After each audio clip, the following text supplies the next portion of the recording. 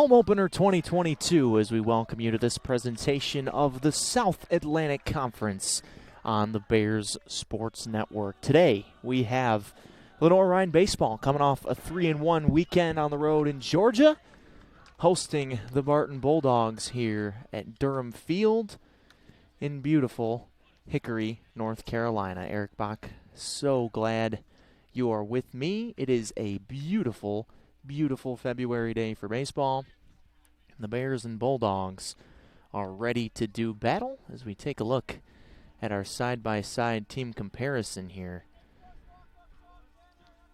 Both teams off to a 3-1 start. The numbers are really similar. LR with a 294 team batting average, with a 275 team batting average. Barton at 294. Teams between 2 and 2.5 on the ERA, and the opponent batting average just a little bit better for the Bears. So we now take a look at our starting pitcher matchup today. It's two righties.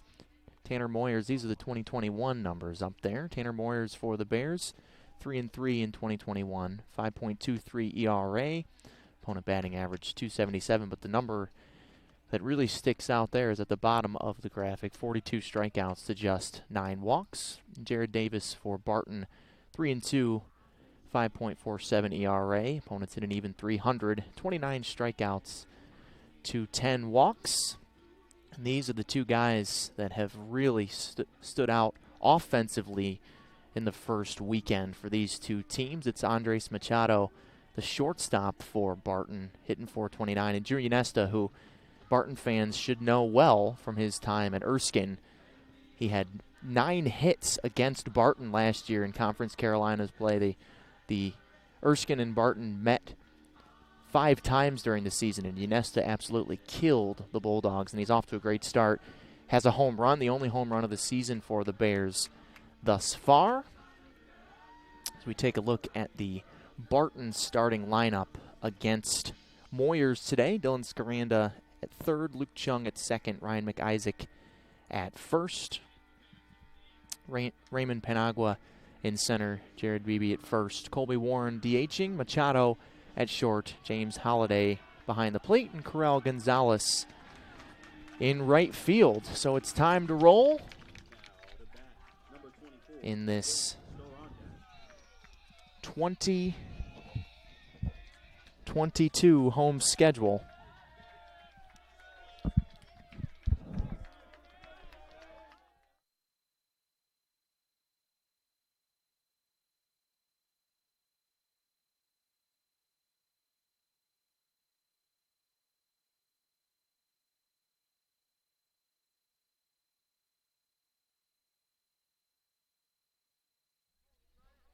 So the first pitch from Moyers to Scaranda is a strike.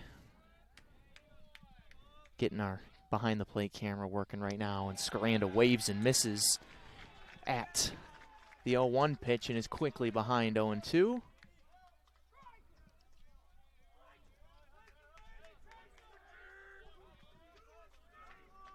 Scaranda, who this summer played third base for the Wilson Tobbs in the Coastal Plain League, which we will talk a lot more about throughout the game. And Scaranda strikes out looking. Moyers sets him down, an inside fastball to ring him up. And on 3 pitches, Moyers sets down the leadoff man for the Bulldogs.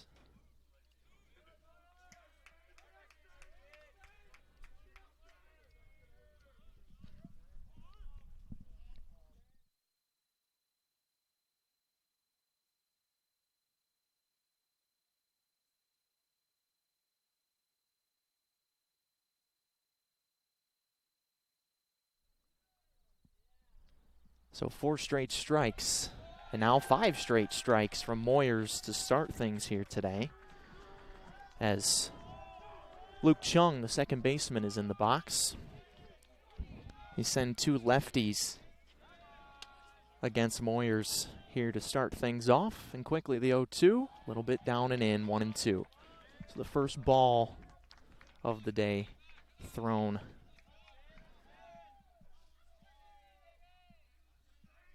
by Moyers.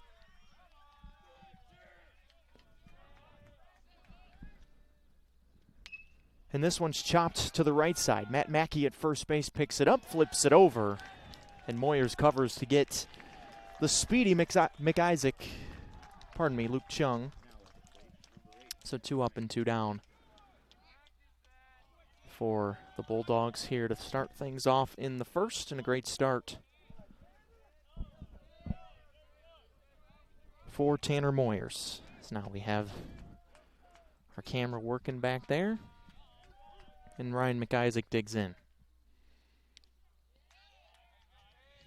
Or steps in, I should say. You can't really dig into the turf here. McIsaac, the left fielder.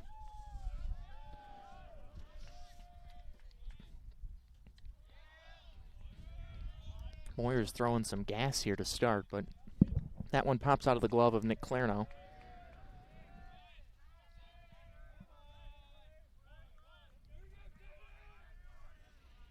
Clarno behind the dish, Ines at third, Attiles at short, Laskowski at second, Mackey at first. We'll go through the Bear defenses. This one's lined hard to left field. Stober moving back, and it's over his head off the base of the wall.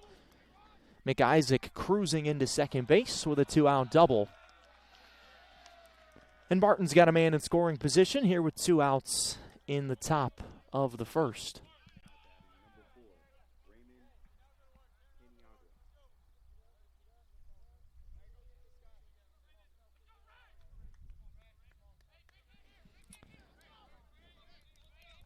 So now, Raymond Paniagua digs in. Center fielder, cleanup hitter.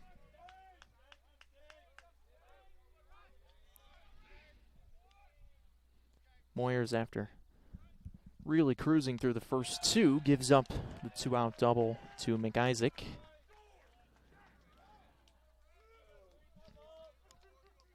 This is actually Moyers' second appearance of the season. He pitched an inning and a third over the weekend down in Franklin Springs, Georgia. Bears took 3 out of 4 from Emmanuel, which is a Conference Carolina foe of Barton. So first 5 games of the year in the non-conference for the Bears against Conference Carolinas.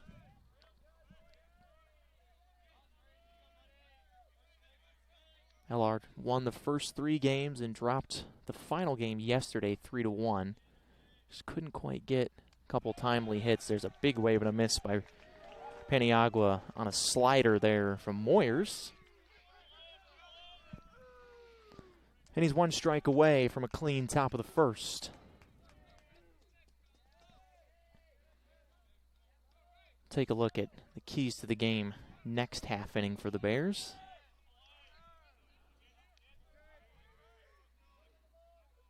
Moyers checks and delivers the 1-2. Swing and a miss.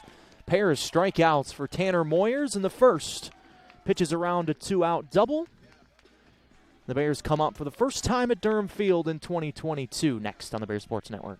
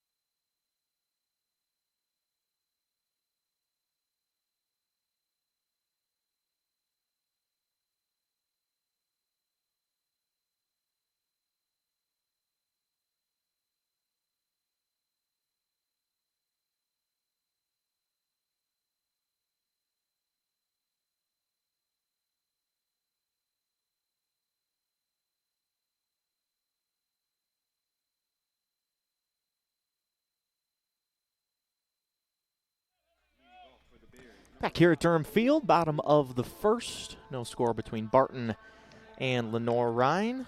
Bulldogs got a 2-out double from Ryan McIsaac in the first inning against Tanner Moyers, but a pair of strikeouts ended the threat, and Luis Atiles makes his Bear debut by looking at strike one from Jared Davis. This is Atiles' first real game in over 2 years. Missed the entire 2021 season as he swings and flies this one to fairly deep right field. Gonzalez back about 10 feet in front of the track makes the catch. So a good swing for Atiles in his first LR at bat. Transferred in this past offseason from New England College. And flies out to right field to start the Bear threat. It was an offense over the weekend that got enough hits when it needed to.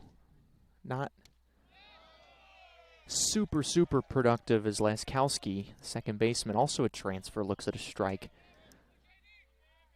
But it was not good hitting conditions. It was cold and the wind was blowing in down in Georgia. Laskowski quickly down 0-2 as he chops at that one and fouls it back.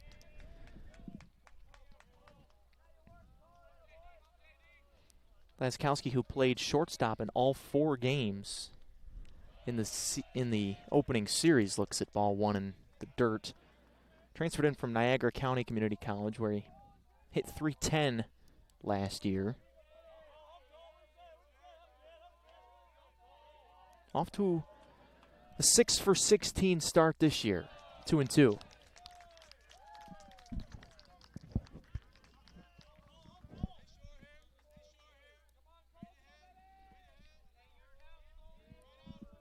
Laskowski not a big guy at all as he flares this one foul towards the Bear bullpen and out of play. Just snuck outside the brick down the left field line here at Durham Field. This is the first of 13 straight home games in the month of February for LR. They've got a huge 4-game series this weekend with Goldie Beacom, who is a top 20 team in the country. The 2-2 fought off again.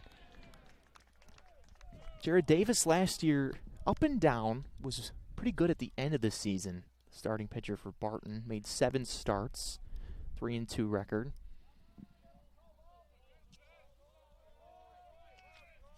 Transferred in from Thomas Nelson Community College in Virginia. Good eye there from Laskowski, and the count is full. Pair of walks over the weekend for Cole. 2 doubles as well. Chops at another one and fouls it back. 8th pitch of the at-bat coming up.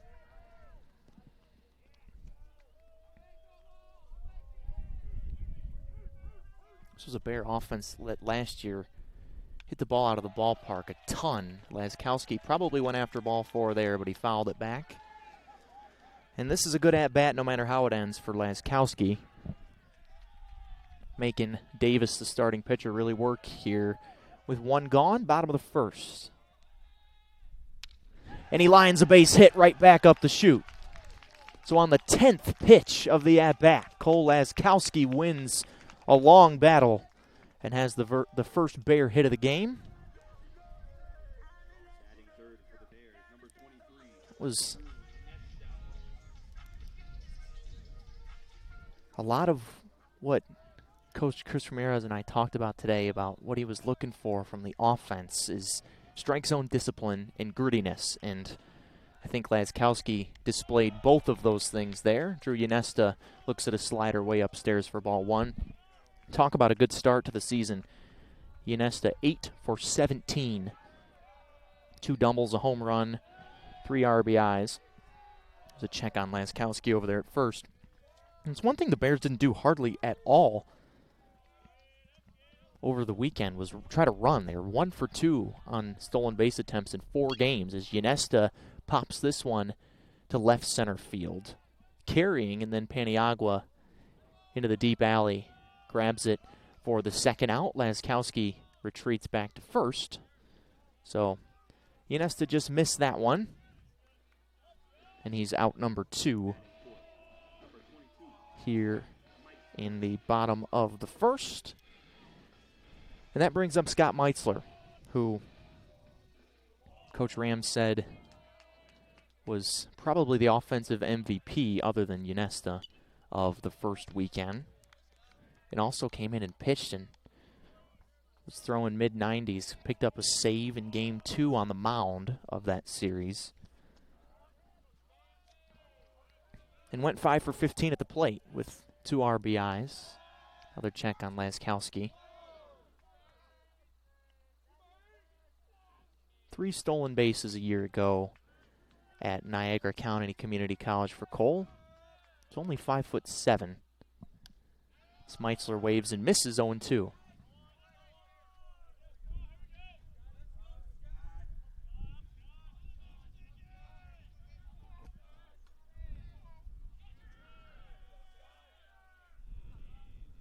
Wide stance, Laskowski goes, pitches outside and high, and the ball's into center field, and he will stay put at second base. So the first steal of the year for Cole Laskowski, only the second stolen base of the season for the Bears. And a 2-out RBI chance now for Scott Meitzler. This is where he came up big 2 different times.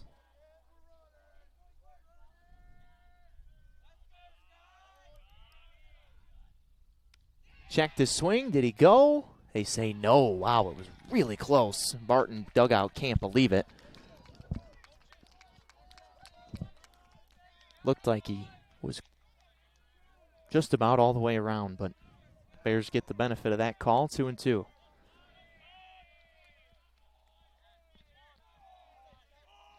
Meitzler at the front edge of the batter's box. Davis on the first base side of the rubber. The 2-2 again. Breaking ball stays up. No, he punched him out. Strike 3.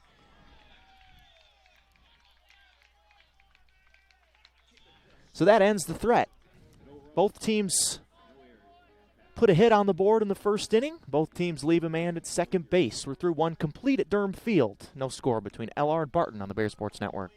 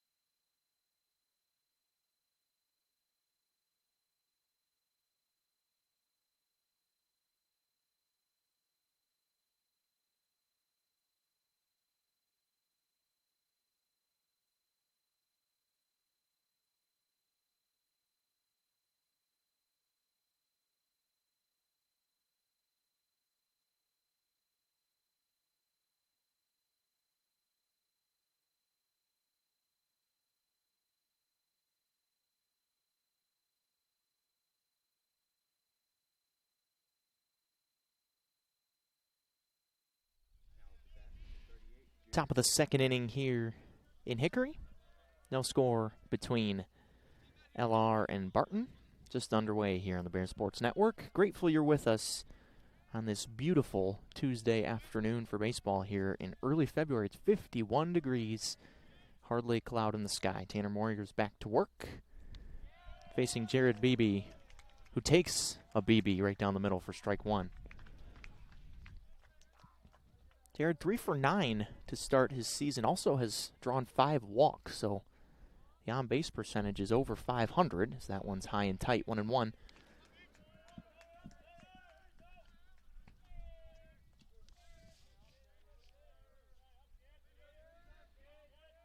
Maybe a freshman from Atco, New Jersey, in the 1-1. Thought about it. Slider stayed just off the plate, 2-1.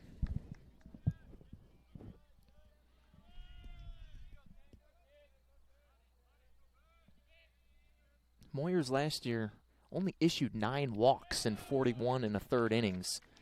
As Beebe waves and misses 2-2.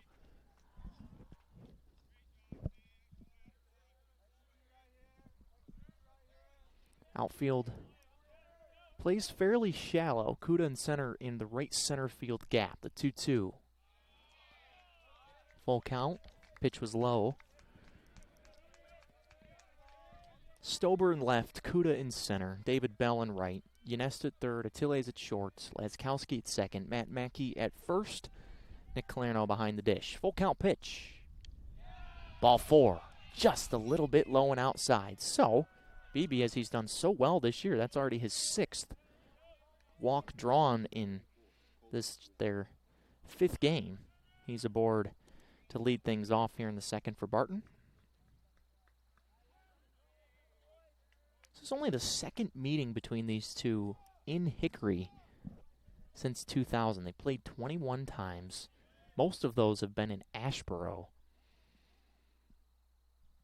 Neutral site. There's a beautiful breaking ball that drops in for a called strike to Colby Warren, the designated hitter today for the Bulldogs, under head coach Keith Gorman in his 3rd season.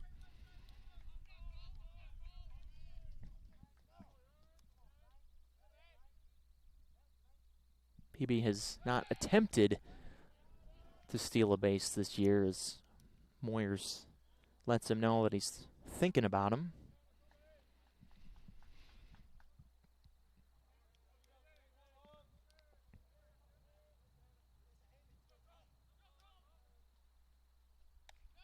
That one flies high. A ball and a strike on Colby Warren.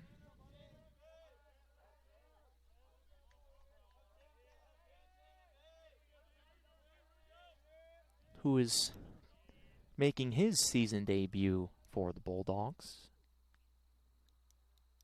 This is his first at-bat of the season. And the 1-1. Grounded past the diving Ynesta inside the bag at third. Rolling around, and they're sending him home as the ball's in the corner. And Beebe will score without a throw. So it is an RBI double for Colby Warren in his first at-bat of the season. And Barton strikes first here in the second. It's 1-0 Bulldogs.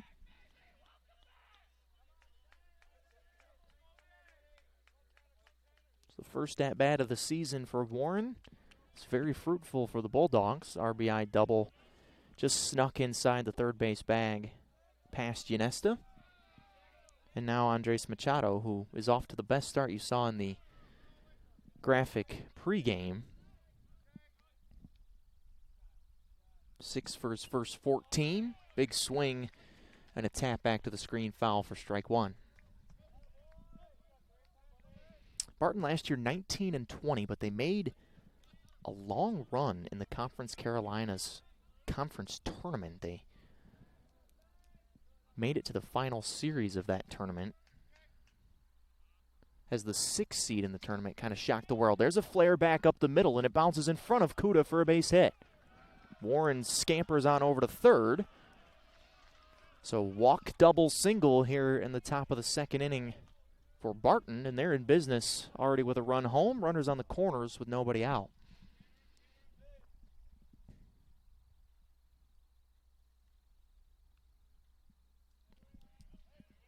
And James Holliday, the catcher, coming up. This is his 3rd start of the season.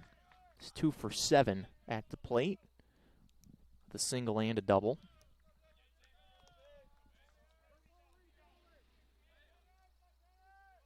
Sophomore from Washington, D.C. Went to the famous DeMatha Catholic High School in D.C. It's produced a ton of athletes. Here's a chopper through the right side for a base hit. Seeing eye RBI single for James Holliday. And 3 hits, 3 straight hits for Barton here in the top of the second with nobody out.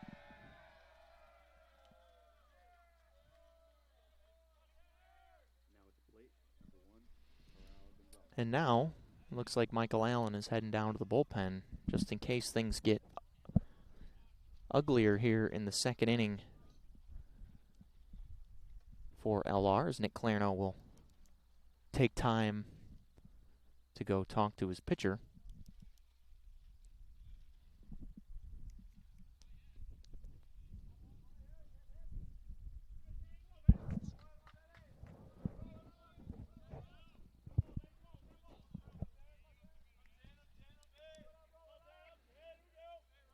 So Corral Gonzalez, the 9-hitter, digs in.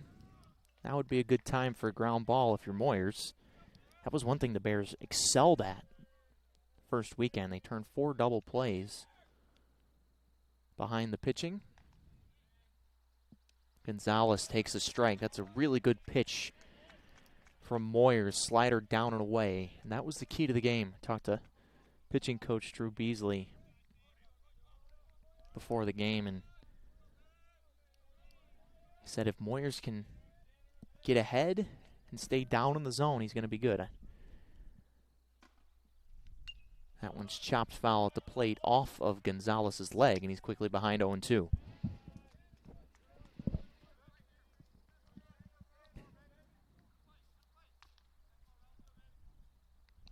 So Michael Allen getting loose. Bears got 3 strong starts in the first 3 games at Emmanuel over the weekend from Andrew Patrick, Joshua Lanham, and Austin Edwards, the transfer.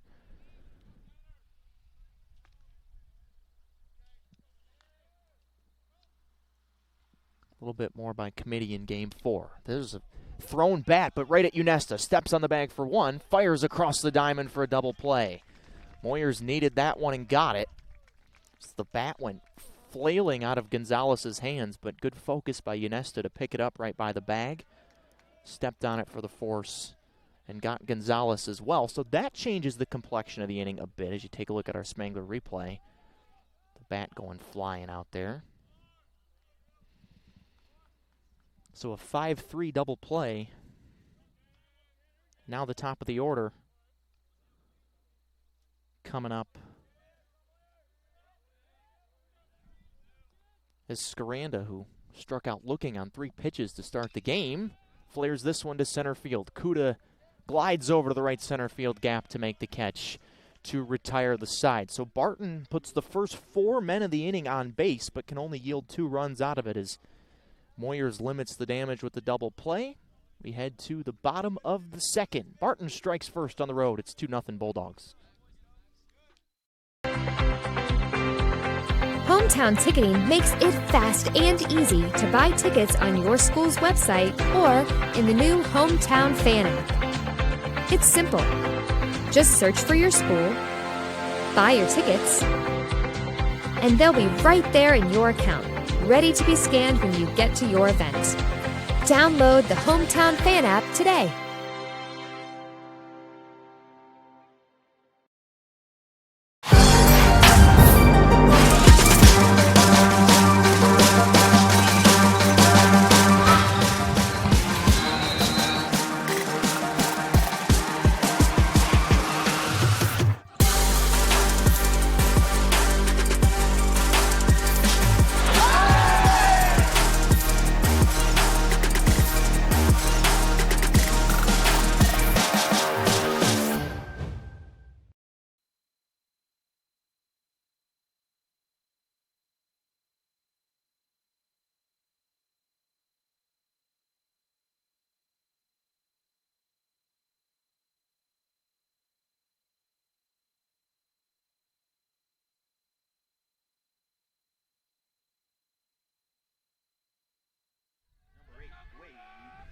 Bottom of the second inning here, Durham Field.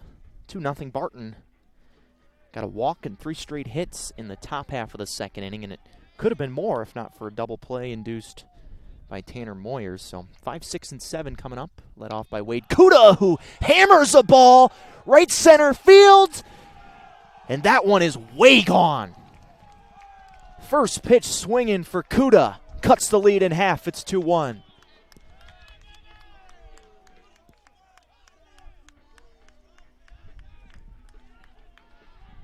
That was what the Bears were missing over the weekend. They hit 63 home runs as a team in 41 games last year, which was by far the most in the SAC. As you take a look at the Spangler replay, Kuda to right center field on the first pitch of the inning goes yard for his first home run of the season. Preseason all-conference performer, Wade Kuda, is actually named to the preseason all-conference team as a second baseman, but he is going to be the everyday center fielder for LR moving forward, as Matt Mackey, one of the other preseason all-conference guys for the Bears, swings and taps the first pitch foul. Talk about an answer.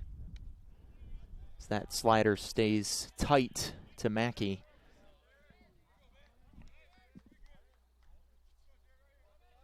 Kuda hit 3 homers last year. Has his first one of 22. Mackey looks at a strike at the knees, and it's 1-2 on him. Only 2 for 16 series for Matt down in Georgia. And the 1-2. Wave and a miss. Good off-speed pitch and bounce back there from Jared Davis, who strikes out Mackey after giving up the leadoff home run to Kuda. 1 gone here in the bottom of the second. Already had some fireworks so far in this one. Pair of doubles from Barton, home run from Kuda. Clarno thought about the swing, but it's a called strike anyway down at the knees. Nick started 3 of the 4 games in Georgia behind the dish and grounds this one to shortstop. Machado 2 steps to his left, sidearm flip, throws up the line, but a good play over there at first base by Beebe to go and catch it and apply the tag. So after the home run, it's 2 up and 2 down as Clarno's retired. And now Bryce Stober, who will catch when Clarno is not, but we'll mostly see him in left field this year. And the Hickory native takes a pitch low for ball 1. Bryce off to a 4 for 17 start to his redshirt sophomore season. And chops at this one and pops it up on the infield. Klung at second base makes the catch to retire the side. But Bears get one back on the first pitch of the inning. Wade Kuda goes yard for the first homer at home this year for the Bears. Third inning coming up on the Bears Sports Network.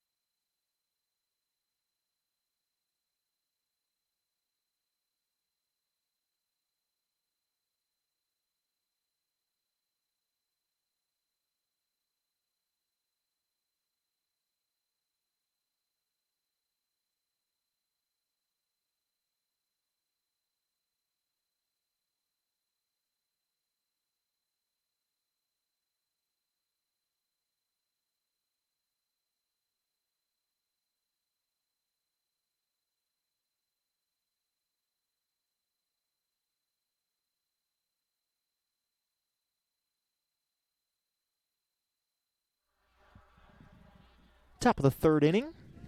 2-1 Barton over Lenoir-Rhyne on the Bears Sports Network. Eric Bach, delighted you are along with us today on the home opener for the Bears.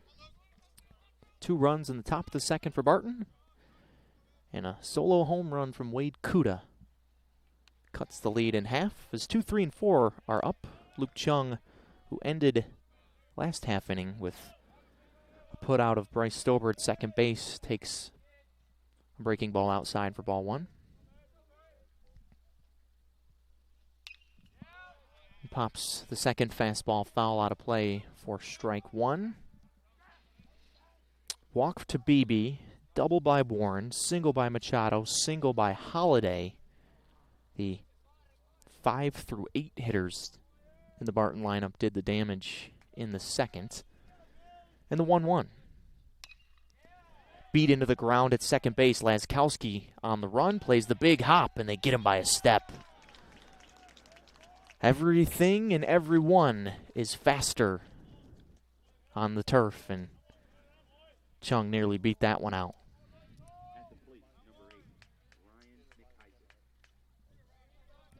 So now McIsaac, who doubled over the left fielder Stober's head in the first, and that's a hard thing to do because Stober's playing a very deep left field, probably about 15 feet in front of the warning track, but McIsaac bounced his off the base of the wall, and since this one the other way, tracking foul and landing foul out of play in the Bulldog bullpen.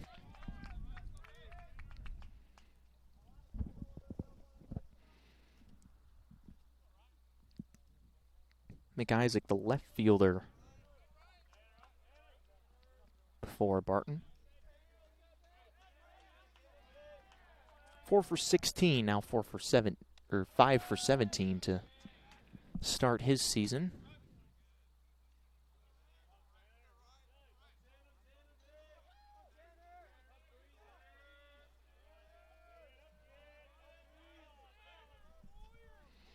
And the 1-1 for Moyers.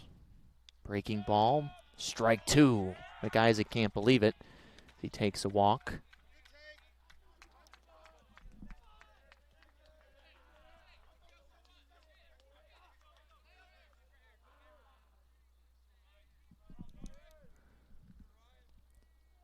Moyers is really settled in there as he has a little hitch in his giddy-up, and McIsaac grounds one right towards the Bear dugout, right underneath us. I'm sitting right on top of the Bear dugout, right here down the third base line. Pretty unique view of a game.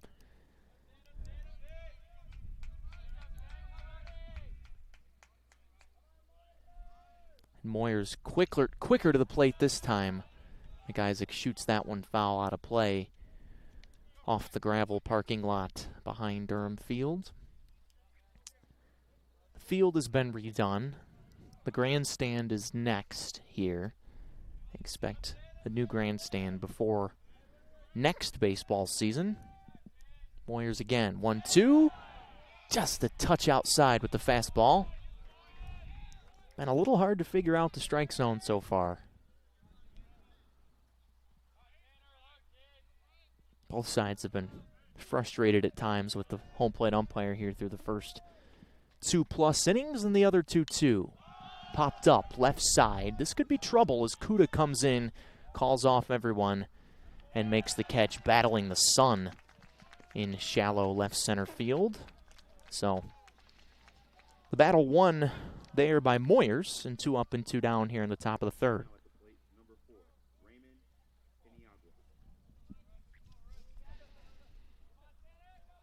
So now Raymond Paniagua, who struck out swinging to end the first. That was when the momentum was really strong. Bears are fired up, as anyone would be, to start the home opener, and strike out by Moyers after he gave up the 2-out double in the first inning. Really got the energy flowing. And the 1-0.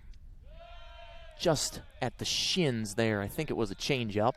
Doesn't get the call. It's 2-0.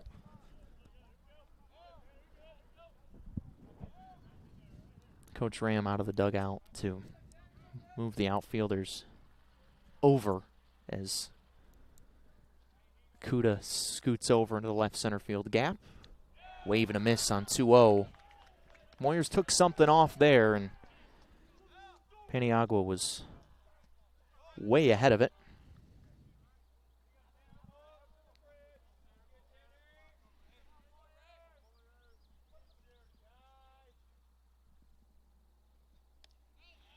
That one rifled in, but low and away for ball 3.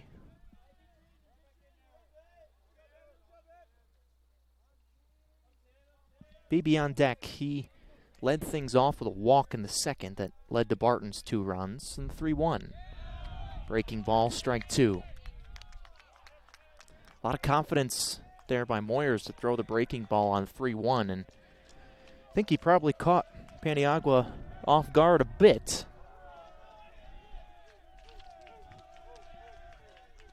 The camo unis and black socks delivers the full count. Pitch, swing and a miss. Gas the fastball past him, and it's a 1-2-3, top of the 3rd inning for the Bears.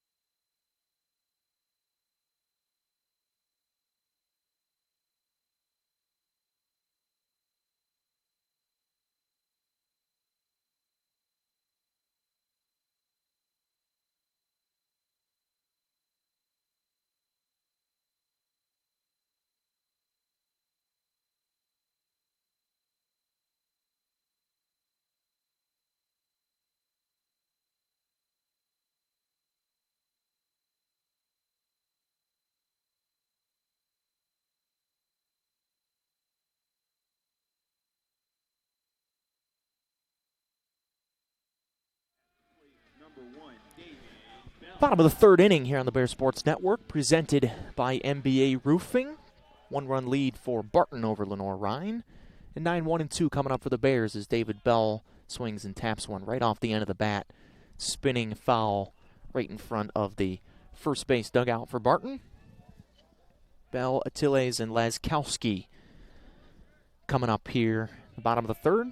Bears only have 1 hit, but the 1 hit was a big one by Wade Kuda, a no-doubter of a solo home run on the first pitch of the inning back in the 2nd.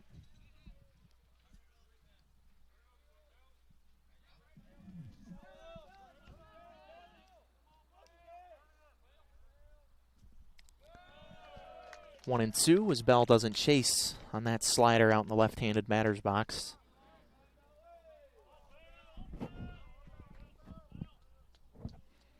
David, one of 2 David Bells in the LR athletic department. There's also David Bell on the LR men's lacrosse team. And this one lines out to shortstop. Sliding play made out there by Machado right on the edge of the turf. So a hard hit ball for David Bell. That was what happened a lot to the Bears over the weekend. They thought they hit the ball a lot harder than the box score showed. And that's another example of that there as Bell lines out and Atiles steps in. Fastball right at the top of the zone for a called strike. So, season and Bear debut for Atiles. First game in 2 calendar years after he missed all of 2021 at New England College with a broken leg. Off the handle there and the light post down the right field line as it clanks off one of the top of the lights.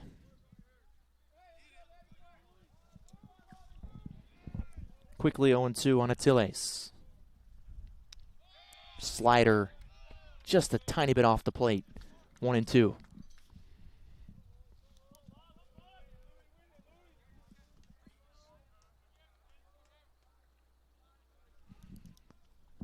Thing that the coaching staff is most excited about is Atiles' defense. You haven't seen him get a chance at shortstop yet today. Strikes out there. A good off-speed pitch from Davis.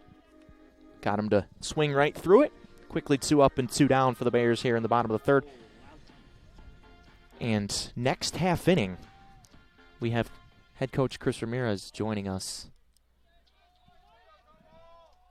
excited for that as Coach Ram's kind enough with his time. We're going to try to do this every home game, talk to Coach during a half inning that the Bears are on defense, so that's coming up after this half inning. So if you're thinking about going somewhere, don't. So Laskowski hits that one off of the back of Davis and will be safe. Oh, that's got to hurt, as that one was right back up the middle. Laskowski is 2 for 2, but Davis, I'm not sure exactly where that hit him. But Keith Gorman will come out and take a look at his righty. Pitching is dangerous for a lot of reasons, but that's the number one reason right there. Just thank God it didn't hit him somewhere above the shoulders. It's definitely lower body. But that is still a scary moment as everybody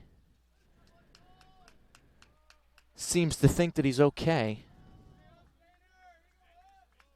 So Laskowski's 2 for 2. Singled and stole a base in the first inning, but was stranded there as Meitzler struck out. But an RBI chance for Drew Yanesta, who looks at a strike right at the top of the zone. Drew flew out.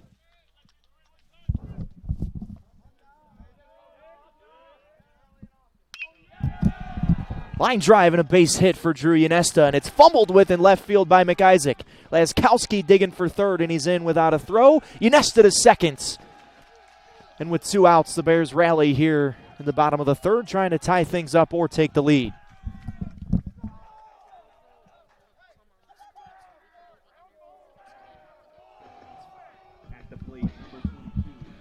Drew Yanesta continues his hot start. Single and an error on the left fielder, McIsaac, there as he fumbled with it, but now a big chance for Scott Meitzler. Pair of RBIs already this year. This is who you want up. Cleanup man with 2 on and 2 out. First pitch, slider down and away for a called strike, but Coach Ramirez and I talked before the game, and strike zone discipline.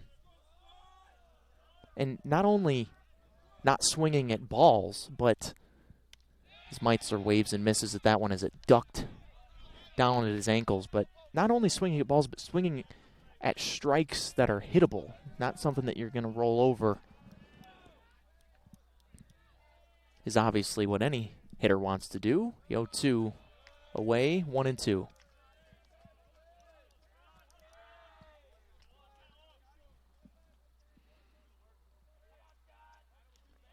Meitzler from Tampa, Florida. Transferred in from Rockingham Community College. 11 homers, 37 RBIs there last year. That one just high and wide. 2-2. Davis works quickly. Not much time to step out. In a pretty good rhythm. From the windup with 2 on and 2 out. Takes a little longer this time, and Meitzler calls time. Changing up his pacing. Smart move there from Meitzler to not let himself hang out there in the box for too long. 2-2 pitch. Flared to right field. This could be trouble if it's fair, but it is not fair. One hops over the fence. Foul by about 15 feet, I'd say, outside the stripe down the right field line.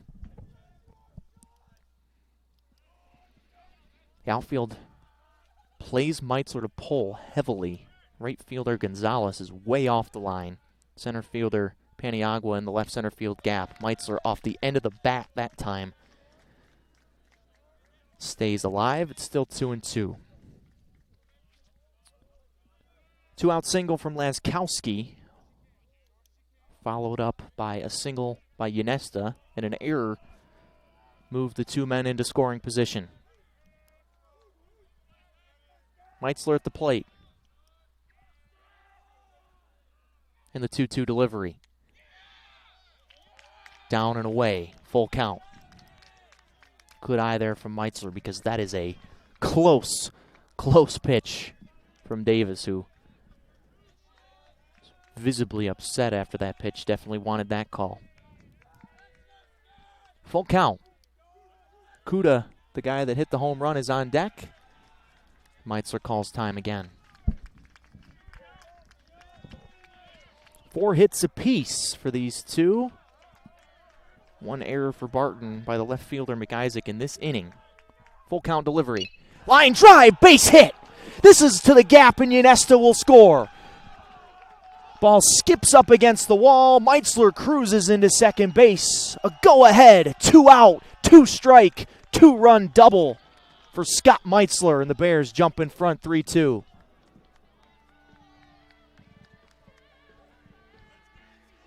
What a big hit for Meitzler, and what a boost he has given this LR team. Coach Ramirez said he was probably the offensive MVP of the first weekend, and he comes through again. 3 hits in a row with 2 outs for the Bears, who rally here in the bottom of the third. And now Kuda, who led off the second inning with the solo home run that brought home the first run of the game, gets another chance here with a man in scoring position. Ball 1, down at his ankles.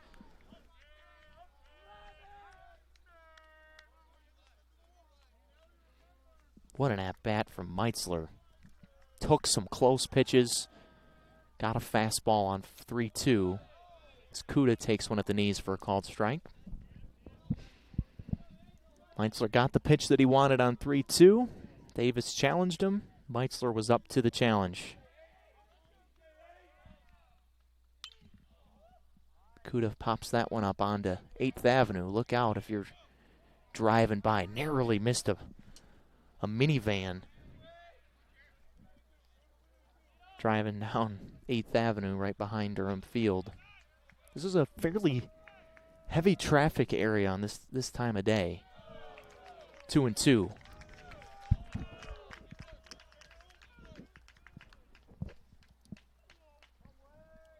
Single from Laskowski off of the pitcher Davis. Single from Ynesta that was mishandled in left field. Kuda spins out of the way of that one. Up and in. The count is full again.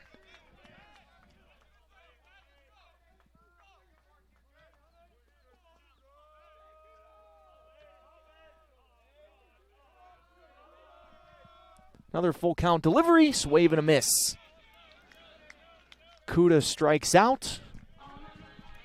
But the Bears get a huge 2-out, 2-run double from Scott Meitzler, take their first lead, 3-2 LR, third of the way done in the home opener on the Bears Sports Network.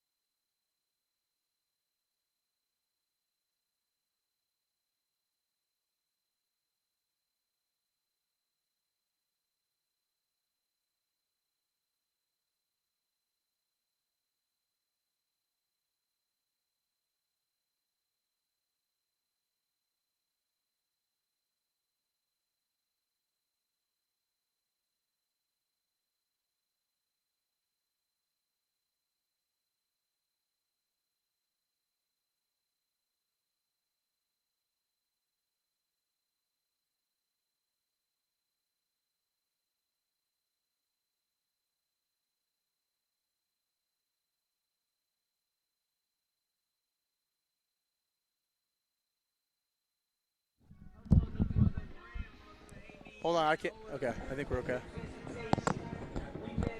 Top of the fourth inning here on the Bears Sports Network, presented by MBA Roofing. LR leads Barton 3-2.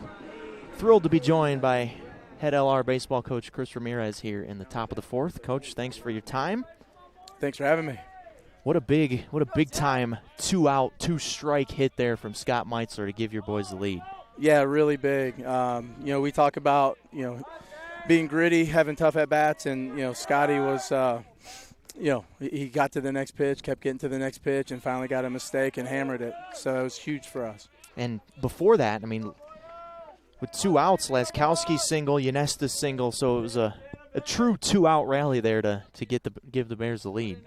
Yeah, no, a lot of good at-bats, and, sometimes they come early in the game, sometimes they come with nobody out, but, we like those 2-out ambushes for sure. Jared Beebe takes a strike, 1-1. What have you liked from Tanner Moyers? Obviously had a little bump in the second inning, but got the double play to limit the damage and seems to have really settled in since then. Yeah, that's Tanner. He's got a lot of college innings, and he was the starter for us last season. So we trust him a lot. We always feel good with him on the mound, and these guys are doing a good job offensively too. And that one sneaks past Yanesta into the left field corner, and Beebe will lead things off here in the top of the fourth with a double as he cruises in. But yeah, no, these guys are doing a good job offensively. So we're gonna have to stay locked in all 9 innings today for sure. How about Wade Kuda, too? First pitch swinging in the second inning. He's been hampered a little bit injury-wise to start the season, but that swing looked mid-season form to start. Yeah, we're working him back, and, definitely good to see from Kuda there. And, again, he's one of our veteran guys that have played a lot. So, really nice to see that out of him with a little power. We know he's a speed guy, so whenever we can get a little power out of him, that's a plus. One thing I've noticed from Tanner Moyers on the mound is that he varies his delivery. There's some pause, there's some hitch sometimes. Sometimes it's the slide step. Is that something that he does on his own, or is that something that you and Coach Bees are teaching? So we worked it in with him last season, and he's one of the more athletic players that we have, and definitely one of the more athletic pitchers. So he's a guy that has some body control and some feel. So it's a good little wrinkle for him to kind of get the batters off timing. It's pretty important, right, to have that change up in timing so guys can't get their timing down, right? Yeah, hitters are trying to get on time and pitchers are trying to get them off time. So that, sometimes you do it with, fastballs and changeups, and, if you can do it with mechanics a little bit, then, that's just another pitch. Colby Warren's in the box. He doubled and scored in the second inning. That was his first at-bat of the season, but you said it, man, Barton. We talked earlier in the day, and you guys have all the respect in the world for Barton and the lineup that they're rolling out here today. Yeah, no, these guys have had good programs in the past, and, stats and scouting reports say these guys can swing it. So it looks like, those are true. Those are true so far. Just barely missed there on 2-2. It's kind of hard to tell the latitude of the strike zone from where we are over here, but that one looked good from Moyers. Michael Allen is up in the bullpen. I think that's him down there. And the 2-2, a little bit high. So you give up a leadoff double. Is on the mound, is the mindset prevent the guy from scoring or prevent the big inning at this point? Prevent him from scoring. Yeah. Yep. No, the whole time we're going to go as few runs as possible, so we're trying to keep him from scoring for sure here. Yanesta playing close to the line as this one's flared to right field. David Bell's first chance of the day in foul ground as it skips up against the fence. We'll do it again at 3-2, but the ball seems to really carry today, especially with the wind kind of blowing out to right field. Yeah, the ball seems to be carrying. It's playing a lot different than our first 4 games of the season, so we'll have to keep throwing a lot of strikes and keep them off balance on defense, and we gotta keep getting some pitches to hit and drive the baseball today.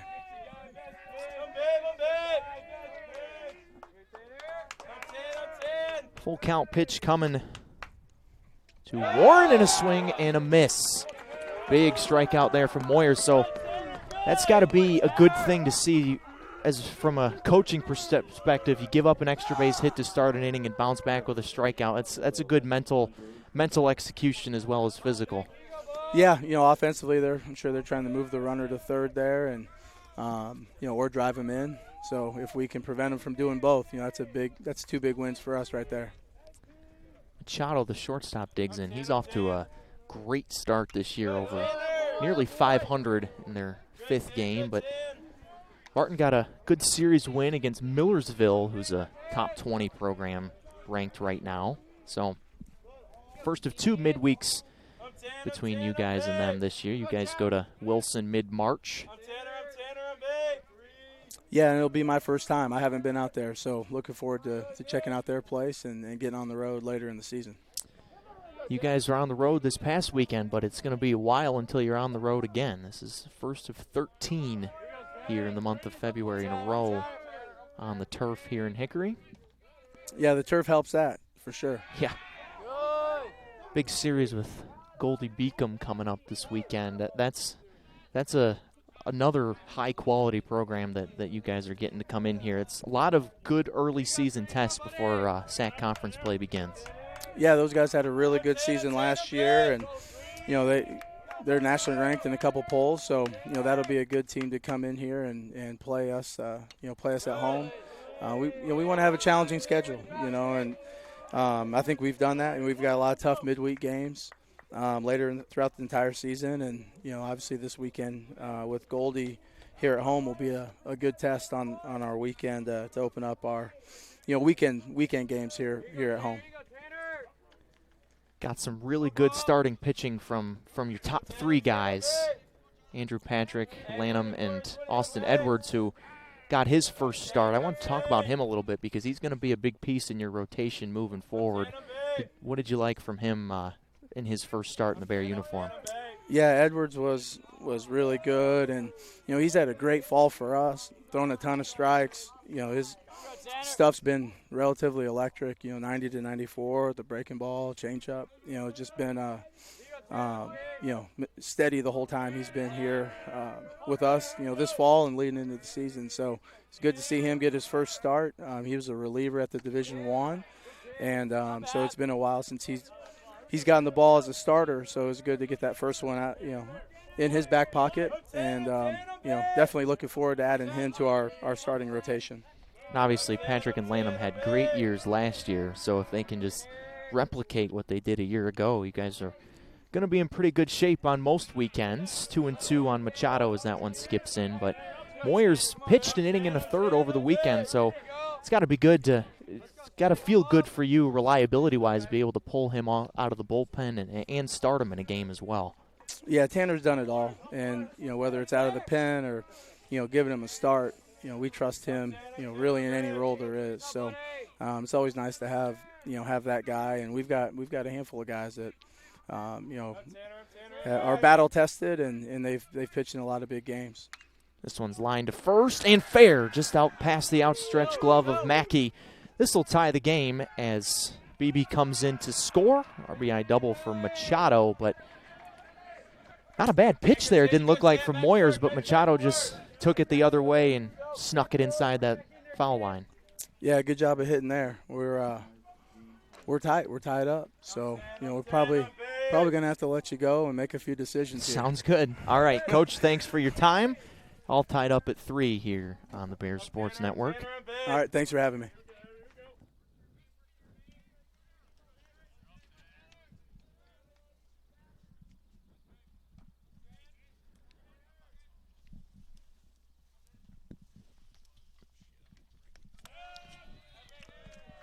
So really do appreciate Coach Ramirez's time there during the game. As things have tightened back up here, 3-3. Be doing that often throughout the season with Coach Ram. But back-to-back doubles, or 2 doubles in this inning for Barton, have tied things back up at 3. First one from Beebe, second one from Machado, who's 2 for 2. And another guy who got a hit in his first at-bat, James Holliday at the plate.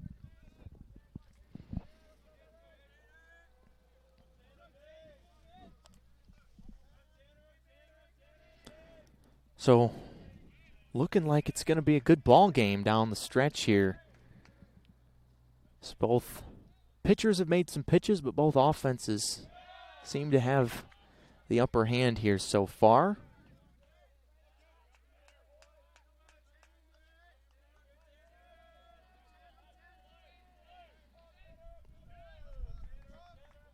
Michael Allen, the bullpen, I would think that he will be coming soon if Holiday reaches here. Flares this one down the left field line, and it bounces foul just in the field of play inside the Bear bullpen.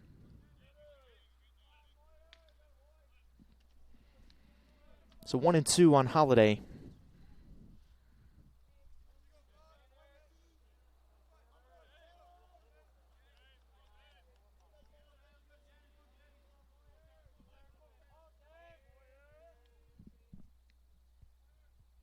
In the 1-2 pitch.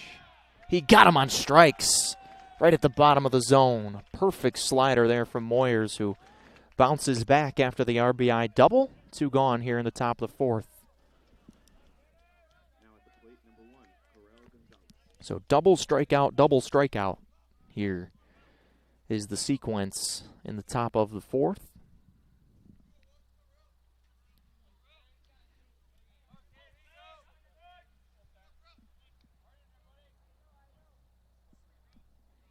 And now Gonzalez digs in. He grounded into a double play, but rifles this one to the center field over Kuda's head up against the wall. Barton will retake the lead as Gonzalez, the 9-hitter, comes through. 3rd double of the inning for the Bulldogs. And after giving up the lead last half inning, they take it back here in the top of the 4th. It's 4-3. And that might be the end of the day for Tanner Moyers, as Coach Ramirez, it's a good thing that we let him go, because he, as he said, had some decisions to make, and he makes the decision to bring in Michael Allen. So Tanner Moyers battled, but 3rd double of the inning for Barton chases him. Bulldogs retake the lead 4-3, as we'll step aside on the Bear Sports Network.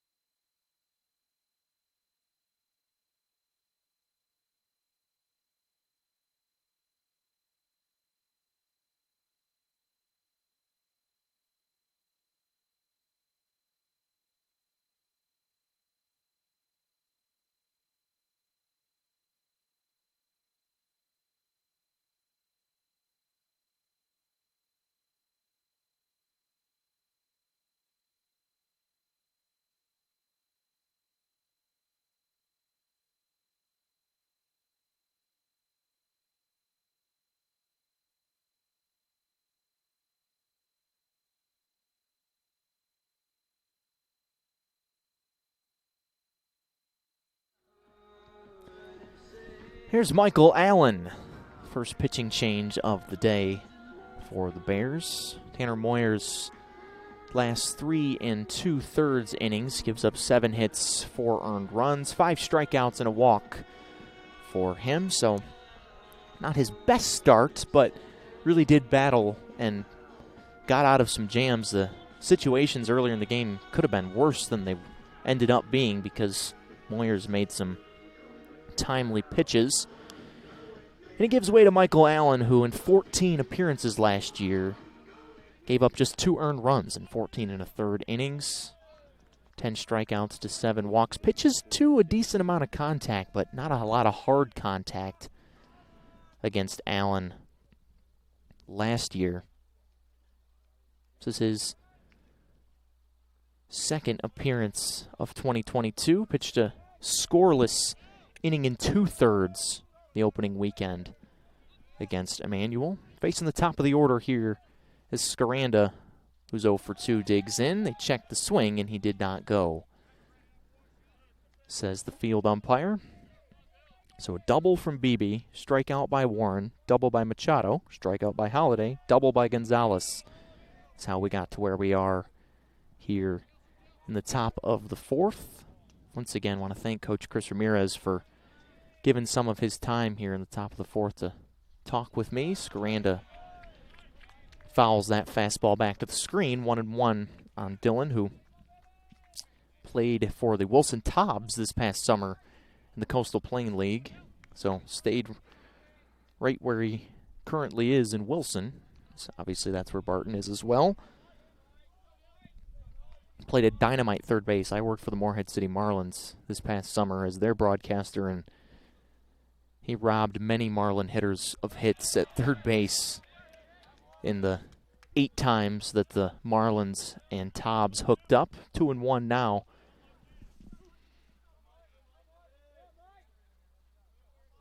Scaranda last year hit .397. 13 doubles, 5 homers, 35 RBIs. So really productive in 21. The 2-1 flies high, 3-1. 0 for 2 today. Struck out looking on 3 pitches against Moyers to start the game and flew out to shallow center to end the second inning.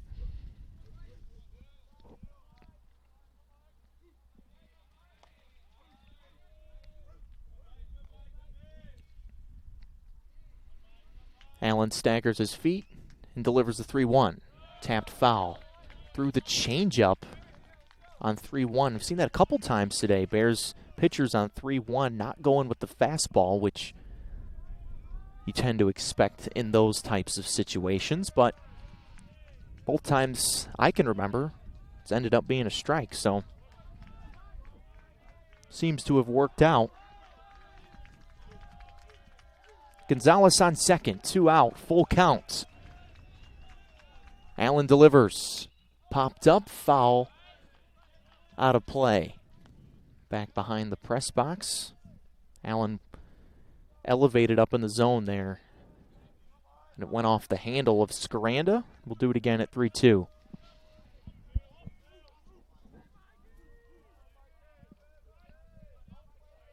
Kuda in center straight up. Stober deep in left. Bell not quite as deep in right. Iniesta off the line at third base. Mackey hugs it at first. Full count pitch. Popped foul again. This one deeper into the front yard of the lovely neighbors here of Durham Field. Just out of play here near the bullpen.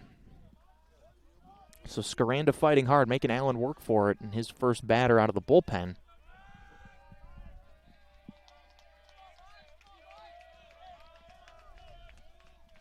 And another 3-2.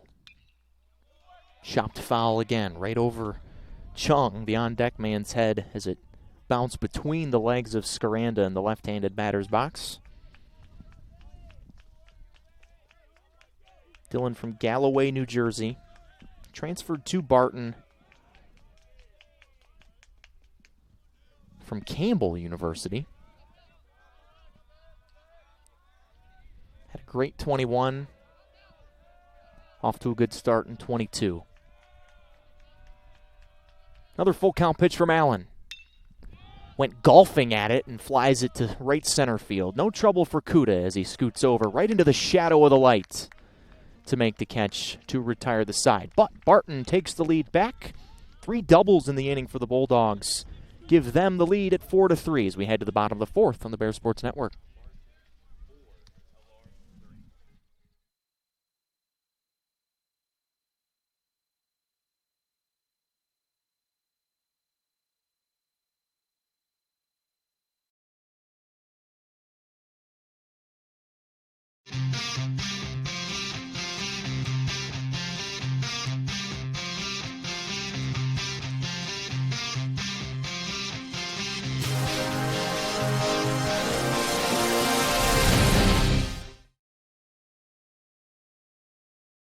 If you play hard, if you use your feet to chase fitness goals, if you stand all day at work, introducing True Energy Infrared Technology Socks. These may be the best socks you ever wear. Our yarn is infused with infrared nanoparticles. Your body's natural heat ignites these tiny particles, producing infrared energy that improves circulation and stimulates cellular recovery. It's not magic, it's rocket science. The perfect sock for your active life, for fitness, performance, recovery. Proven innovation to ignite your true energy.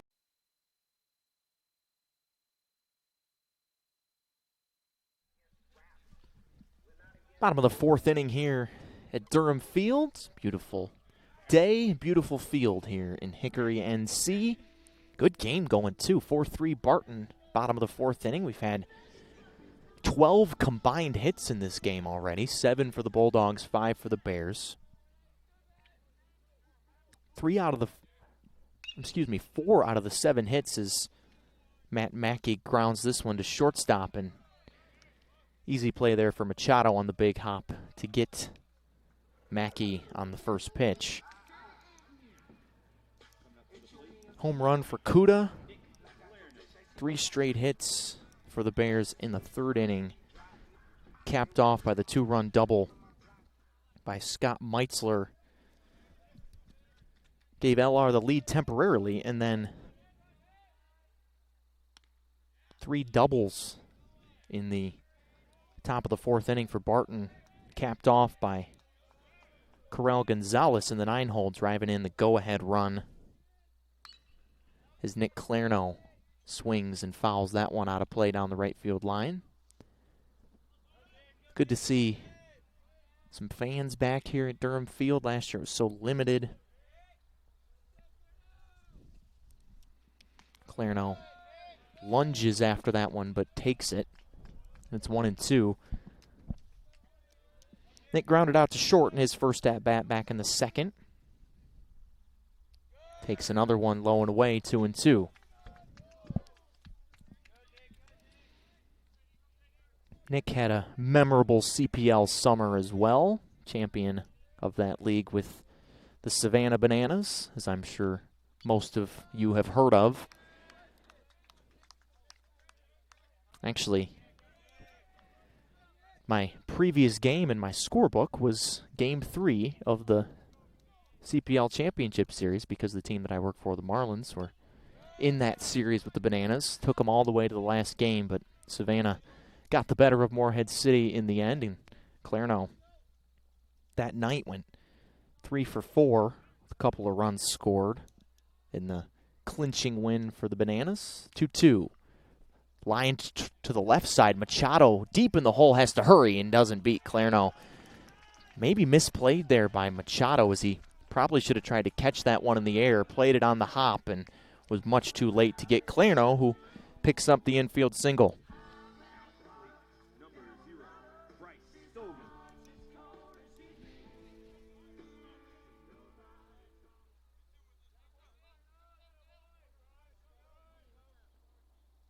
So the 4th hit of the season for Clarno gives way to Bryce Stober. Breaking ball, strike 1, right at the belt buckle of the Hickory native, who played his high school baseball literally around the corner from where we sit right now, Hickory High School. Red Tornadoes, as Clarno got caught leaning off the base there, and it's a balk, they say. Clarno was safe, but a balk called on Jared Davis. Keith Gorman, the head coach for Barton, asking for an explanation, and seems to be satisfied with what the umpire said. So Clarno moves up into scoring position on the balk, and an RBI chance for Stober. Had a couple of them on yesterday in the loss to Emmanuel, and as he tries to drag bunt that one and taps it foul. Stober, according to his head coach, is the best bunter on the team. Couldn't get that one down with Scaranda, the third baseman, playing back, and now with 2 strikes, he'll be swinging. Davis still working the 0-2. Breaking ball high. Stober's strike zone is a little bit smaller than most with his shorter stature. That one just kind of floated in. Paniagua in center field shades slightly towards left center. Stober, one arm, swings that one and misses for the first out. So, pardon me, the second out after Mackey grounded out to start the inning. So now it's up to David Bell with 2 outs to try to knock this game back up at 4. David lined out to short, grounds this one through the left side for a base hit. Clarno's coming home. Throw to the plate is in time. They got him. A great throw from McIsaac in left field. Guns down Clarno. And Barton holds on to the lead. What a play from McIsaac. We head to the 5th. Bulldogs 4, Bears 3 on the Bears Sports Network.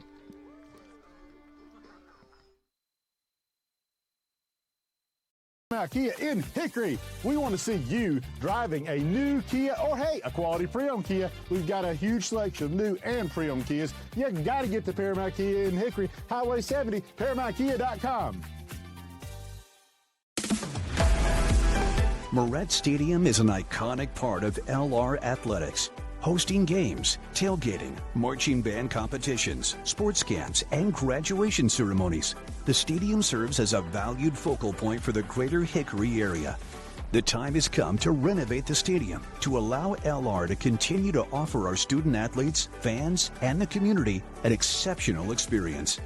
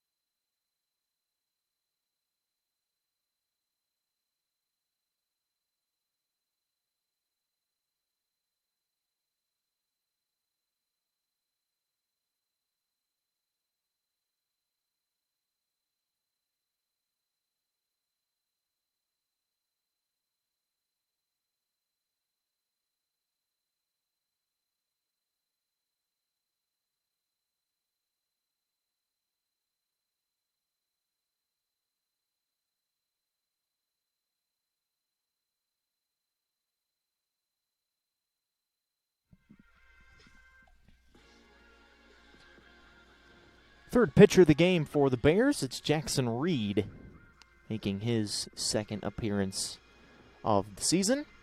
6'7", 200-pounder from Mooresville, NC.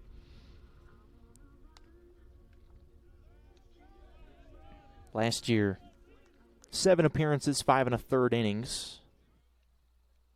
Gave up 5 earned runs in those 5 1/3 innings.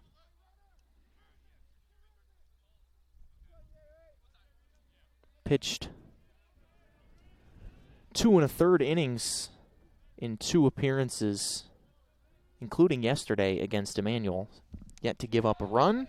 First pitch to Luke Chung, the 2-hitter, just a little bit outside for ball 1. Chung 0 for 2. One of the few Bulldogs that have not reached base. It's the damage for Barton has been done by the lower part of the lineup. All 4 runs. BB's got 2 out of the 4 runs. He's the 5-hitter. Warren, the 6-hitter, has 1 run. And Machado, the 7-hitter, has the 4th. So, top 4 guys, only 1 hit combined. Belongs to McIsaac, who's in the on-deck circle, hit a double in the first inning. But since then, It's been nothing for the top 4 guys in the Barton lineup, but the bottom half of the lineup more than picking up the slack. As Reed gives up a leadoff single to Chung, right between short and third. And the 8th hit of the game for Barton is a leadoff single for Chung here in the top of the 5th inning.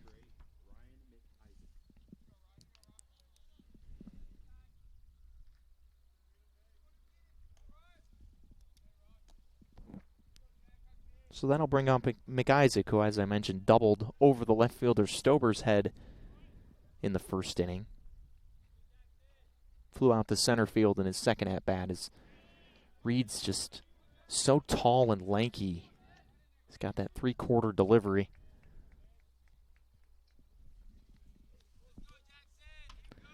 Three strikeouts, and 2 1/3 innings so far for Jackson.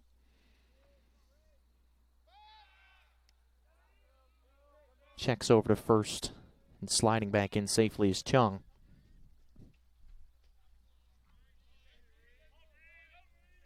Glad you're with us today on the Bears Sports Network. Home opener for LR in 2022. That one flies way upstairs, 2-0.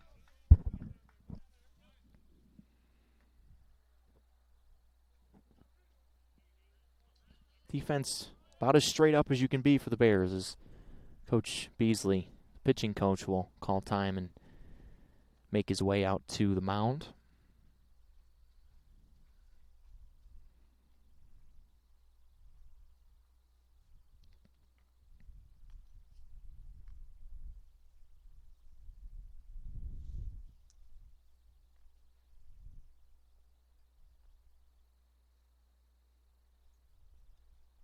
The umpire will come and break up the chat.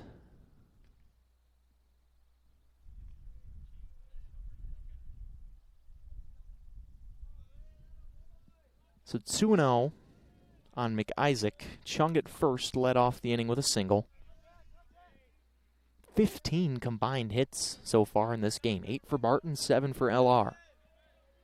Just one error committed by McIsaac, the man at the plate, out in left field.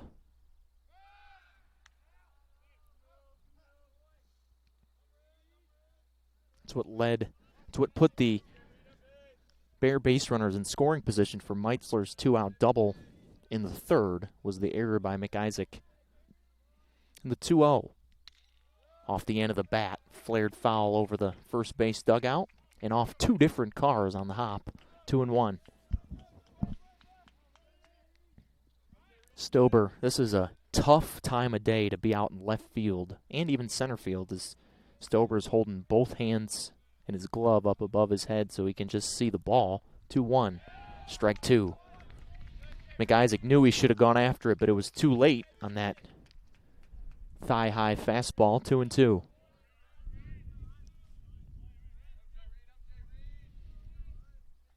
Iskowski at second base, plays up the middle. Pretty big lead at first for Chung. 2-2. Swung on and popped up. This will stay in play in foul ground. Bell giving chase, but he won't have enough time to get there as it bounces just inside the brick wall down the right field line and out of play. David lost his hat as the wind has picked up a little bit here as we've gone on. Sun slowly setting. But all things considered, a 51-degree day on February 8th with a bunch of sunshine. Can't find a way to complain about that. 2-2. Nubbed to third. Ynesta picks it up and fumbles with it. Everybody's safe. I think everyone would have been safe anyway because that was slowly enough hit. See what decision our trusty scorekeeper Jason Stubbe makes. It is a base hit for McIsaac, which I agree with. So the first 2 men aboard here against Reed in the top of the 5th. And now, Paniagua, the cleanup hitter center fielder who has struck out both at-bats so far. Steps in an RBI chance. Big swing, foul tip back to the screen for strike one. More action in the Bear bullpen and stirring in the Barton bullpen, but Jared Davis, gave up the solo home run to lead off the second inning to Kuda, and then the 3 straight 2-out hits in the third to Laskowski, Unesta, and Meitzler. But other than that, Jared Davis has been really strong on the mound today for Barton. So nobody really throwing yet, but some guys down there getting ready. Hard to see who the Bear in the bullpen is. Get that to you when I have that information. 1 pitch. Handcuffed him to second. Atiles flips it. Can they turn 2? They cannot. Paniagua beats it out, so it's a fielder's choice. 6-4 in the first out of the inning here in the top of the 5th. Moves runners to the corners.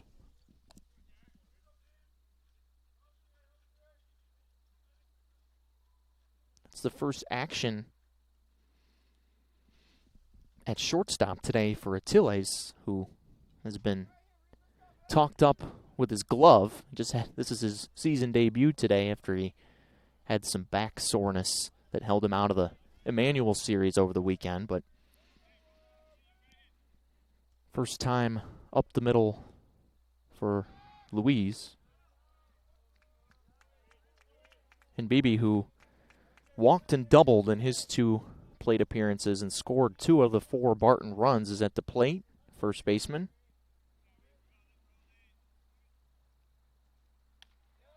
Fastball too tight for ball 1.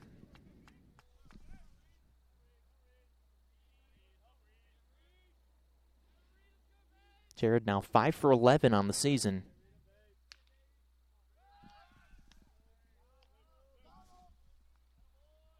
Scored 3 runs in the first 5 games.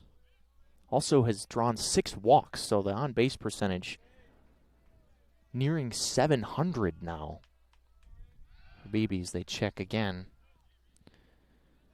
Chung trying to mess with Reed here at third base, faking the steal off of the bag. 6'7" righty. Sensen delivers the 1-0.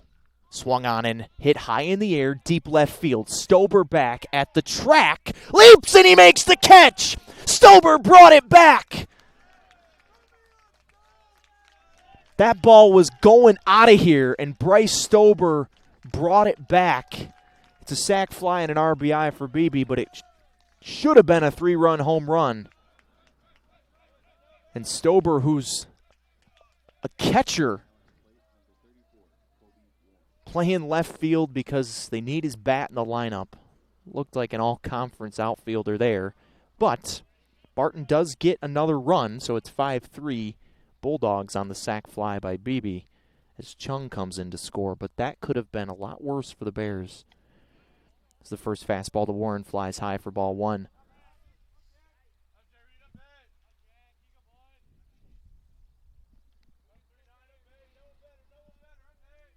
That is, when you consider the sun as well, an even more impressive play for Stober to be able to focus in on that ball, as this one's popped down the right field line and foul, just outside the line. Keith Gorman can't believe it, but it looked foul from where I sit. Just tailed a touch too much foul. And that thing would have rolled forever if it was fair. Probably would have scored Paniagua from first.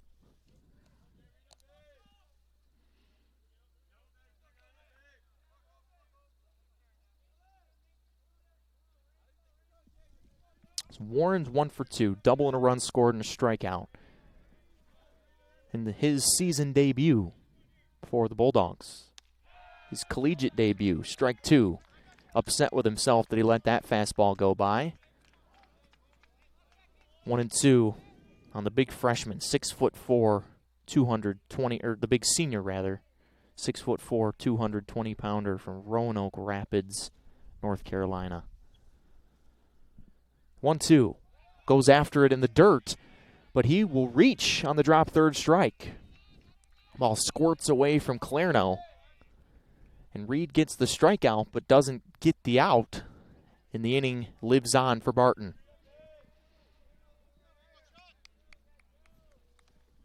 I would think that that's going to be a wild pitch on Reed.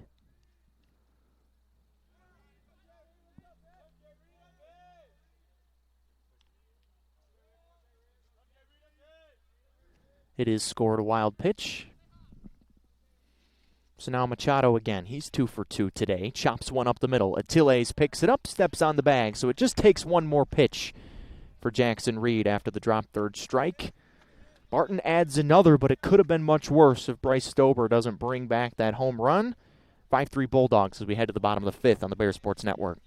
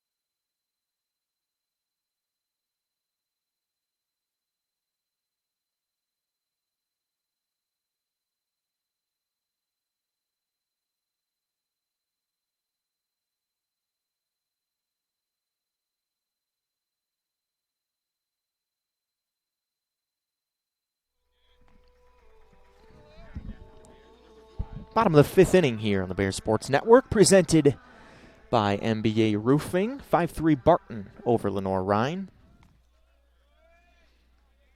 Bears come back to the plate after Nick Clairno was thrown out at the plate to end the fourth inning after the single by David Bell. And the top of the order is up. Luis Atiles takes ball one inside. Jared Davis still rolling right now for Barton. Nate McKendrick is in the bullpen. And there's a line drive and a base hit for Atiles. Mark it down. His first hit is a Bear. It's a leadoff single for LR here in the bottom of the fifth, looking to cut into this 2-run lead. So, Lewis, who's been an all-conference player just about everywhere he's been. JUCO, New England. The Bears hope to add Lenoir-Rhyne to that list. It's now 1 for 3 today. And that might be the end of the day for Jared Davis with the middle part of the lineup coming up. But Jared Davis, I mean, if they keep him in the game, he'll still keep battling. But my hat's off to him because he got nailed by a line drive off the bat of Cole Liskowski in the third inning. And just powered right through it. Did give up a couple hits in a row right after that. And he will stay in the game for now. So Corey Dunbar, the assistant coach, came out to talk with Davis there. Thought it might be a pitching change, but it's not. And Laskowski, who's 2 for 2, digs in.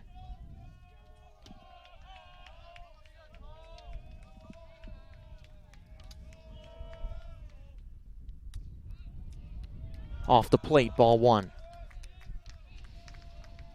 Laskowski, transfers thus far this season have really lived up to their billing.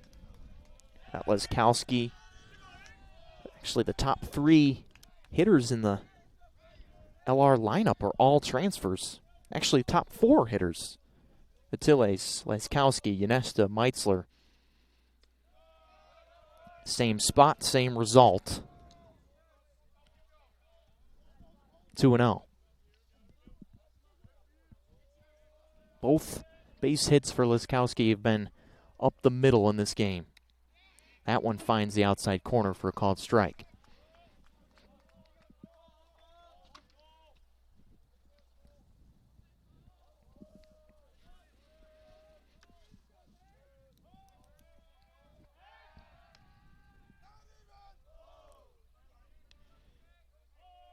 I take a look over at Atiles over there.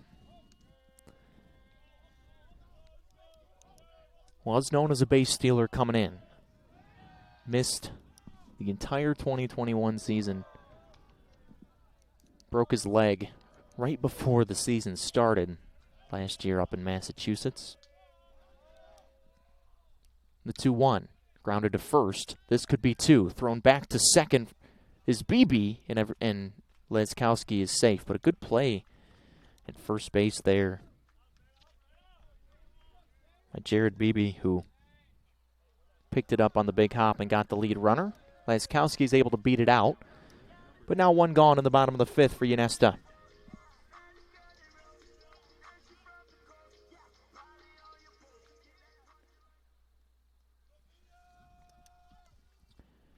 Drew 1 for 2, and now I think Davis's day might be done, or it definitely is done, as the second visit of the inning for Barton. But Jared Davis really did battle for Barton today. After taking the line drive, gave up the 2-run double to Meitzler. The home run to Kuda. Scattered 8 hits around in 4 1/3 innings. And gives way to Nate McKendrick. We'll tell you about him when we come back on the Bear Sports Network.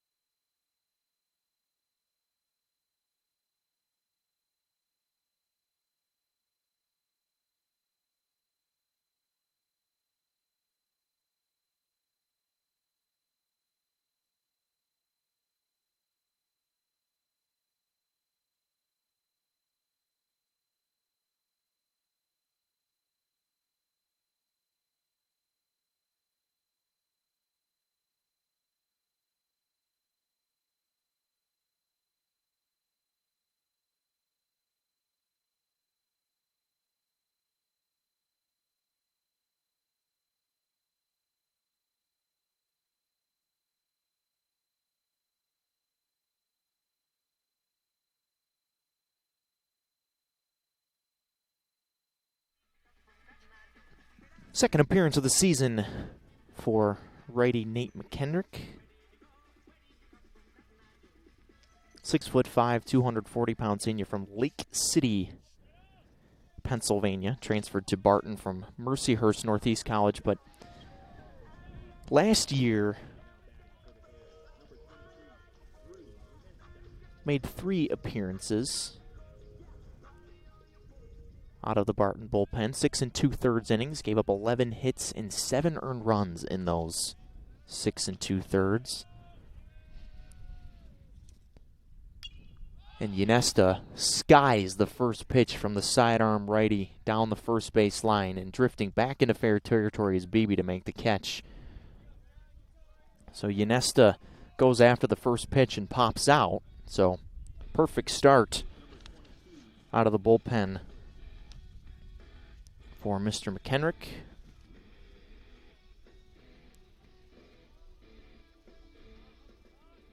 Pitched against Millersville back on Saturday, inning in a third. No hits, but a pair of walks and a pair of strikeouts. And Meitzler skies this one to deep right center field. This has a chance. Gonzalez at the wall, and he leaps, and he made the catch. Ball just carried out there to right center field, but Gonzalez adjusts late and robs Meitzler of extra bases. So we've seen two really good catches in the corner outfield, one by the Bears, one by the Bulldogs. That one keeps this a 5-3 ball game as we're through 5 on the Bear Sports Network.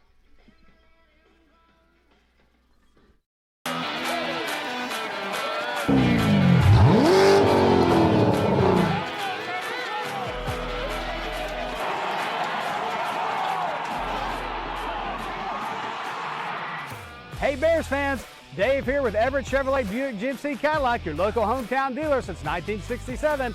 Come see us in Hickory or Morganton to check out all of GM's hottest new products, the area's largest selection of pre-owned vehicles, and service you can depend on. Visit us online at everettchevy.com. Good luck to the Bears this season, and remember, if you didn't get an Everett deal, you didn't get a deal at all. Go Bears!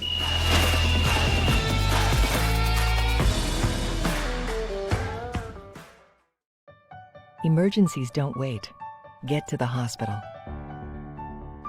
Accidents happen. Get well soon. When it hurts to move forward, tackle your pain. Don't make your health wait. See your doctor. Your health means everything.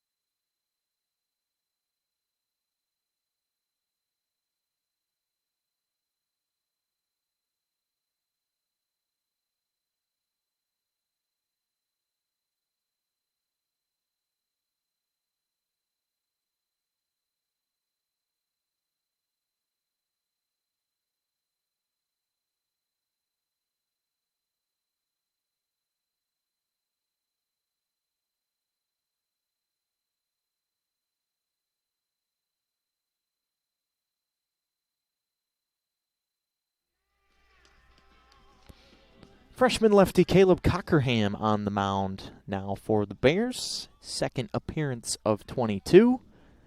Pitched a scoreless inning against Emmanuel yesterday. Just giving up one hit. Not a big guy. 5'8", 170-pounder from West Forsyth High School in Clemens, NC. First pitch off the bat of Holidays, picked up by Cockerham left of the mound as he throws a strike over to first base. One pitch, one out. But they really like him. There's a lot of velocity from the left side. He's not a big guy, but he throws gas. And gas is even more effective from the left side.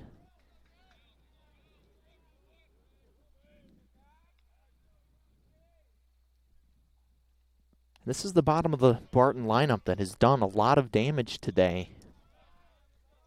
Holiday just bounced out. And now Gonzalez, who got the go-ahead hit back in the fourth. 9-hitter way behind that fastball from Cockerham. 1-1.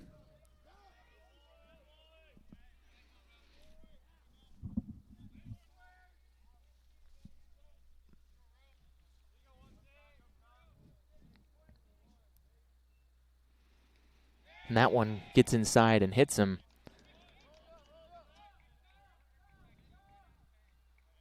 Can't feel too good as things have cooled down. It was only a high of 51 today, but things are definitely in the 40s now as we get to dusk. Shadows maybe becoming a factor. So now the top of the lineup. It's not something you want to do is hit the 9-man with Scaranda coming up, who came up just short of hitting 400 a year ago. Bounces in front of the plate, stabbed out of there by Clarno, who has really come leaps and bounds as a defensive catcher over these past few months into fall ball especially. Coach and staff say that he has molded himself into an everyday defensive catcher.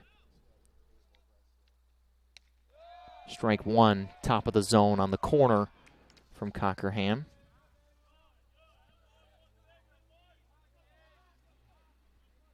Fifth Conference Carolinas opponent in a row for Lenoir-Rhyne. The 4-game set with Emmanuel over the last 3 days.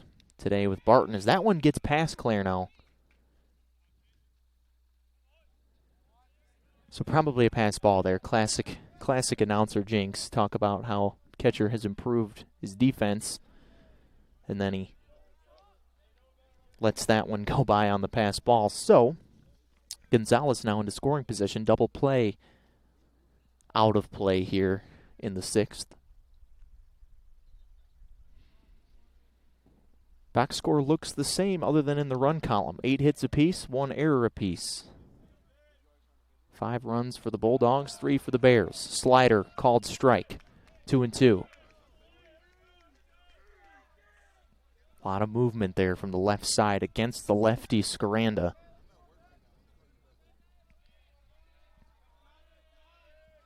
Ynesta way off the line at third base. 2-2, scooped out of there, full count.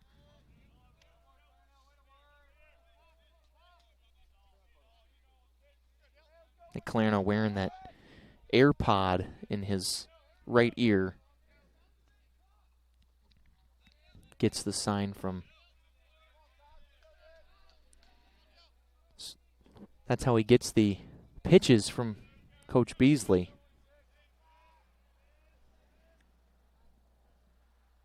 Ball 4. Not the worst thing in the world there with a base open.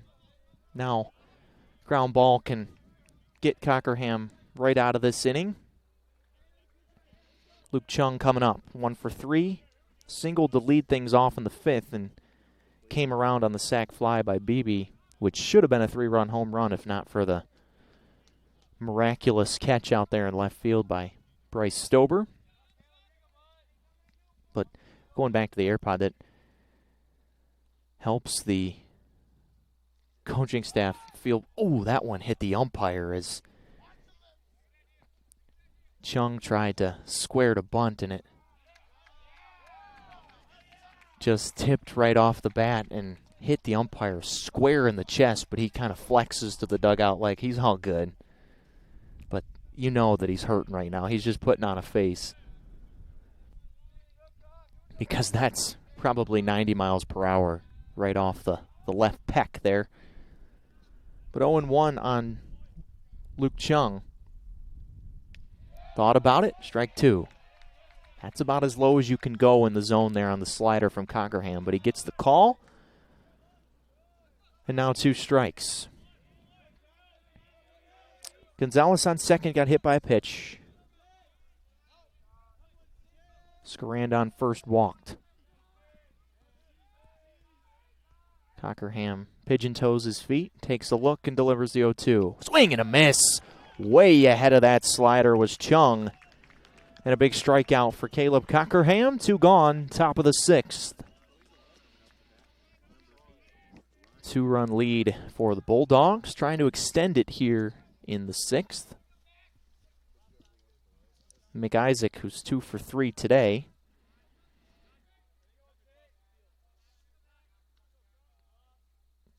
Will try to do just that. Got forced out at second base last inning after singling. Infield single that chopped between Ynesta and Atiles at short, and Ynesta couldn't come up with it clean, but even if he had come up with it clean, he most likely would not have thrown Ryan McIsaac out.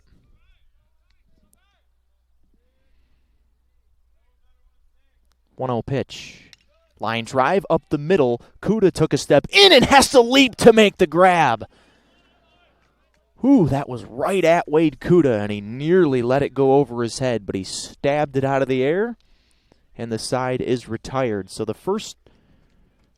Cockerham works around a hit by pitch and a walk. Holds the Bears in with a 2-run deficit as we head to the bottom of the 6th on the Bear Sports Network.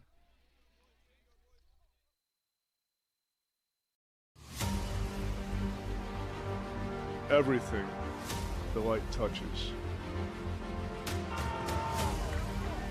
will be yours. You must remember who you are. The one true champion.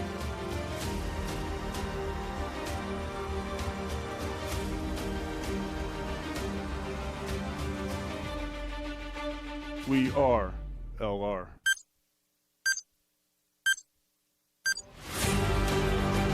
We are. We are. We are. We are. We are LR. We are LR.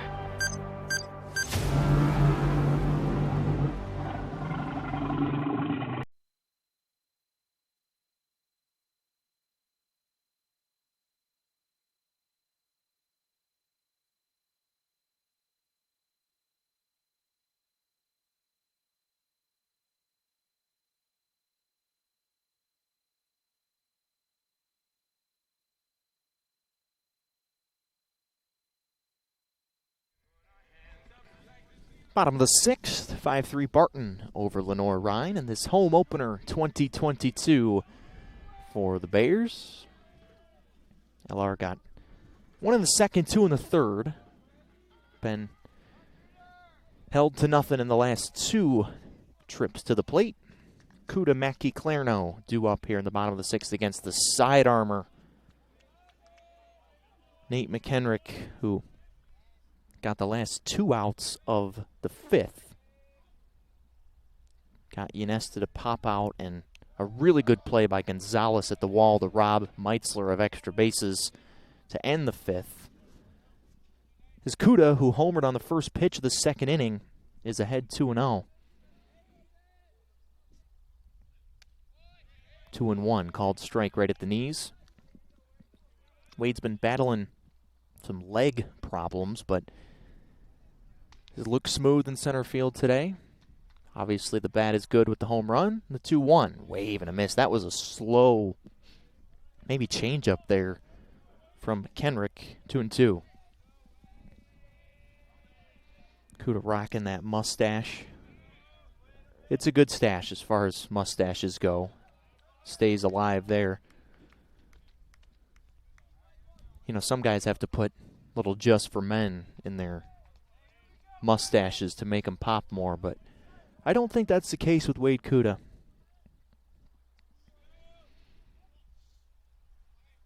Two-two pitch. Popped foul. Bears have grinded some at-bats out today. The Meitzler one, the 2-run double, sticks out the most. Laskowski's had some good ones. Ynesta. Clarno as well. 3-2. That one just a little bit upstairs. The Barton dugout is becoming increasingly impatient with the home plate umpire.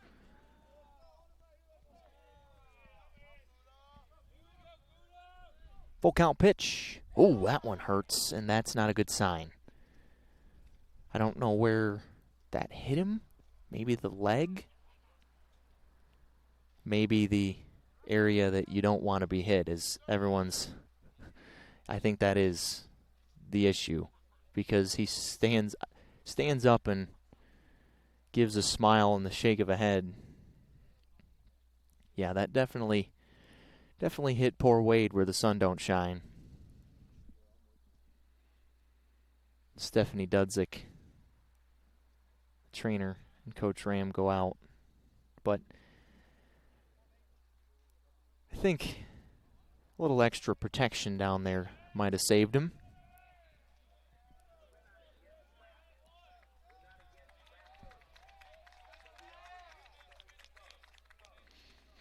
And Dudsey, the trainer, gets a round of applause from the dugout after providing some moral support to Wade Kuda. But there's not a whole, as someone who has some experience getting hit there in a baseball game, there's not a whole lot anyone can do for you. You just have to kind of just have to kind of tough it out. Matt Mackey takes a strike on the inside corner. This is a guy the Bears have got to get going offensively. Off to a slow start, 2 for 18 this season. Preseason all-conference first baseman. It's probably a matter of when rather than if for Matt Mackey, as that pickoff move there from McKendrick nearly flies wide. I would think that given the recent events, Kuda's probably not thinking about running, but that one clips Mackey right on the jersey. So back-to-back hit by pitch to start the bottom of the 6th inning for the Bears. Put the first 2 men on base, and Keith Gorman's coming out to argue with the umpire that Mackey maybe leaned into that one, but looked like he just stood there. I don't think there was any action that led to Mackey getting hit other than the ball tailing in on him.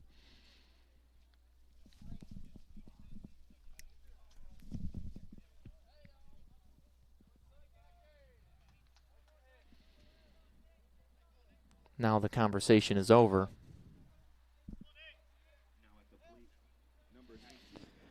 And now a chance for Nick Clarno. 2 on, nobody out. The Bears, whenever they've had guys on base today, it's usually been with 2 outs.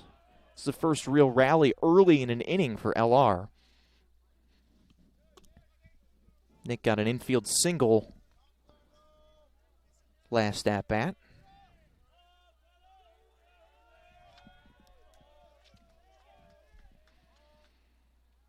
He's just the lifeblood of this team. He's the lightning bolt that gets the guys going in the weight room, out here at practice, on game day. He's just never off in that way, at least. 2 on, nobody out. Big spot for him here. 1-0 pitch. Squares to bunt, gets it down. It's perfect. Might be able to beat it. Charging. He's out at first, but the job done for Nick Clarno, and we'll get a bunch of high fives when he comes back to the third base dugout. Good play by Scaranda to throw him out. But now, RBI chance for Bryce Stober. He's done it with the glove already today. This game would be much worse than 5-3 for the Bears if not for Stober's play in the 5th inning to rob Beebe of a 3-run home run. Had a couple RBI chances yesterday. Couldn't come through. Trying to do so today. Chops at that one off the handle and pops it foul. Coach Ramirez says loosen it up. It just looks a little tight at the plate right now. Defense plays him to pull. Paniagua in center field shades slightly towards left center. That one floats into the inside corner for a called strike 2. So McKendrick ahead of Stober quickly with 2 on and 1 out. David Bell on deck. 0-2, ground ball, stopped at first base there by Beebe, and he tags Stober for the out. Thought that Kuda maybe could have tried it, but it's probably the smart move to stay put. So a hard hit ball from Stober that finds Beebe at first base. And now it's up to David Bell with 2 outs to try to tie this game up.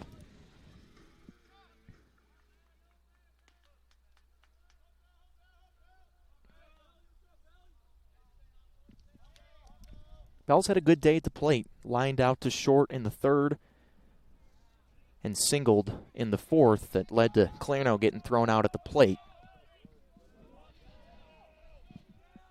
Going to be the everyday right fielder for the Bears. This is a ground ball up the middle and through for a base hit. Mackey digging for the plate. The throw will be cut off, and David Bell comes through. 2 out, 2-run single for the 9-hitter for the Bears, and we're tied at 5. Timely 2-out hitting today for the Bears. Meitzler, the 2-run double in the 3rd. Bell, the 2-run single in the 6th.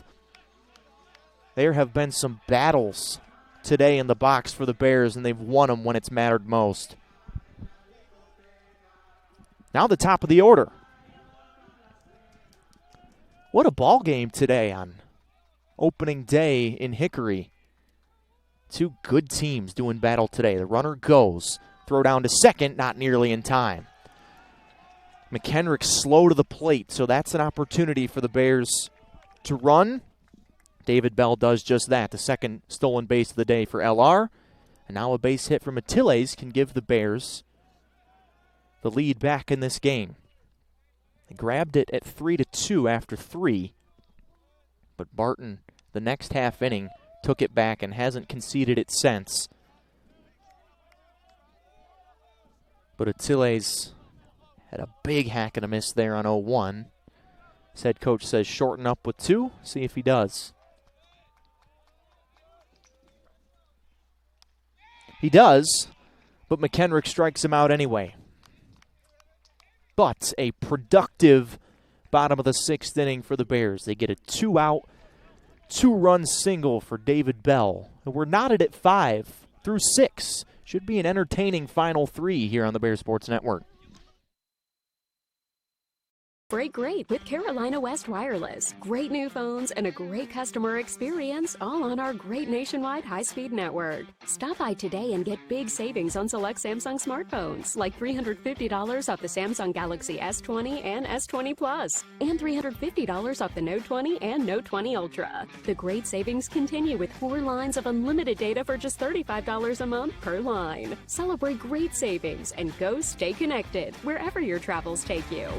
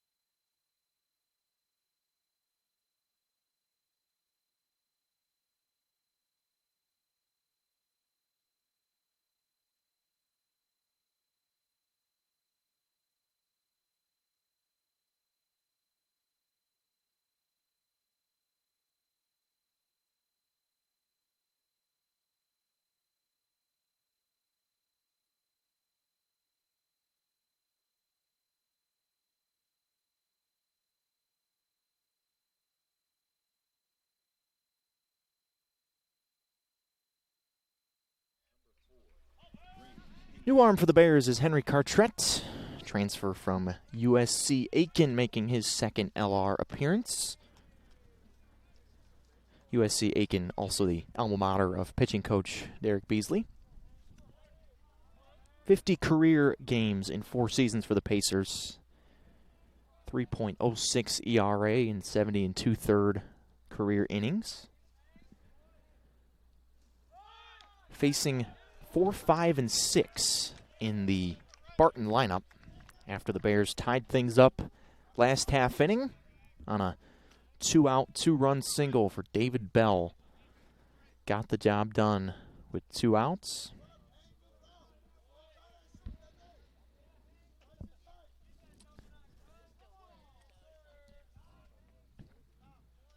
Henry, not a overpowering lefty. One of those high 80s lefties that can change speeds effectively. Paniagua is at the plate. He's 0 for 3, pair of strikeouts and grounded into a fielder's choice. The count's 1-1.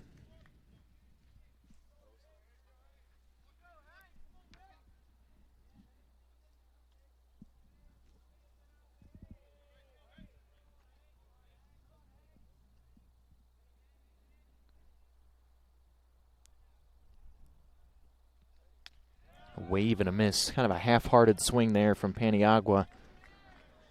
And he's down 1-2. They play him to go the other way. Kuda out in center field does. You can see him in the shaded towards right center. Stober moves over towards the gap in left field. Cartrat works the third base side of the rubber. Delivers the 1-2. Swing and a miss in the dirt. Paniagua goes after it. And it's a 4-pitch strikeout for Henry Cartrat to start his outing in the top of the 7th.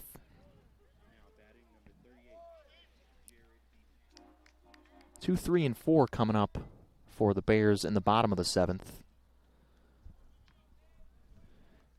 And Beebe, who has been a thorn in the side of the Bears today, digs in. Walk, run scored in the second. Double, run scored in the fourth, and got robbed of a 3-run home run by Stober last time up, but still ended up with a sac fly in the 5th. So, has scored 2 runs and driven in a third. Been a really nice day for him.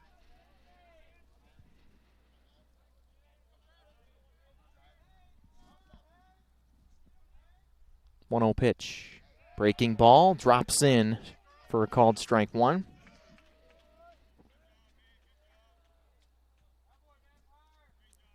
It's been a lot of good pitching today. All 10 runs in this game for both teams have been earned. It's been good pieces of hitting by Barton when they've had the opportunities. Bears have come up clutch with 2 outs in 2 separate innings. Cartrat turned the heat up there as that ball almost hit a car. There's so many cars that drive by right on 8th Avenue here behind us, and been a couple close calls with the foul balls today.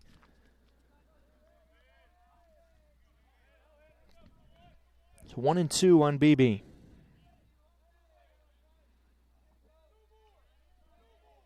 Bears haven't gotten him out today. And Clairno blocks that one with his left arm. I don't think that hit chest protector. I think that hit flesh there. The guys behind the dish getting beat up a little bit. The umpire took a 90-mile-per-hour fastball, tipped off a bunt attempt right to the chest a couple innings ago, and I could hear that skin from Clairno through my headphones about 80 feet away. 2-2 pitch on its way. Swing and a miss. BB goes fishing. He's retired for the first time today. 2 up, 2 down. Both sent back to the dugout via strikeout by Cartrat.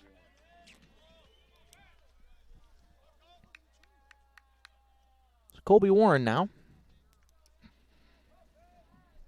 Double and a run scored in the second. Reached on a drop third strike last at bat in the 5th. Making his season debut. Behind that fastball for strike 1.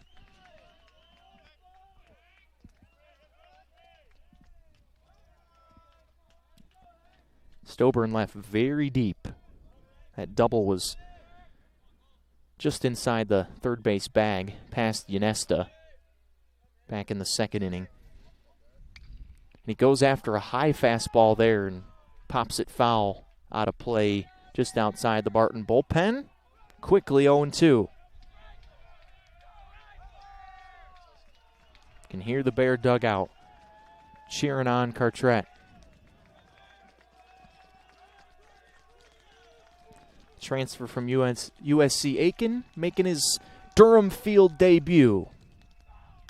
And he strikes out the side. Perfect pitch on the inside corner. And down in order go the Bulldogs in the 7th. Time to stretch here in Hickory. Got ourselves a ball game. 5-5, Bears and Bulldogs tied up on the Bear Sports Network.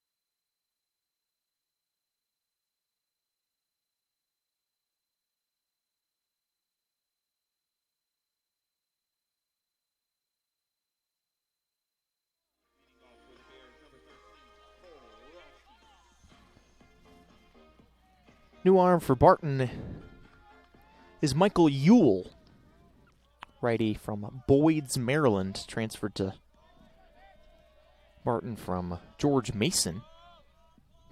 Mason 2, 3, and 4 in the Bear lineup. Laskowski, Yanesta, Meitzler, and Cole Laskowski, who has reached base in all 3 plate appearances today, looks at ball 1 high and wide.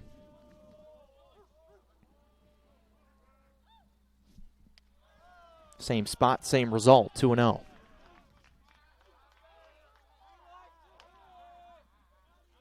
Last year, Ewell, 5.89 ERA, 13 appearances and 6 starts. So he's one of those hybrid guys that both starts and comes out of the bullpen.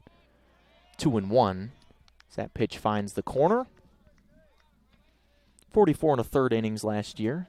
55 hits, 29 earned runs. Strikeouts to walks were about 2-1 for him. 2-2.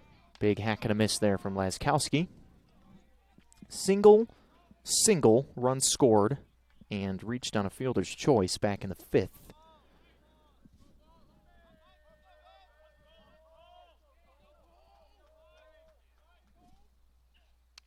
Wave and a miss. So after falling behind 2-0, Ewell comes back with 3 straight strikes to set down the leadoff man Laskowski here in the bottom of the 7th in this tie ball game.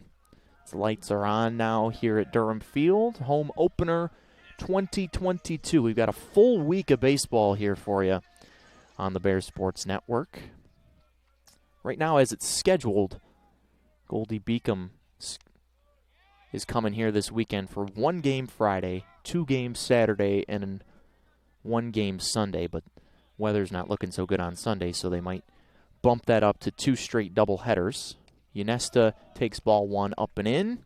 Pair of sliders to start off to Drew from Ewell. Missed with the second one.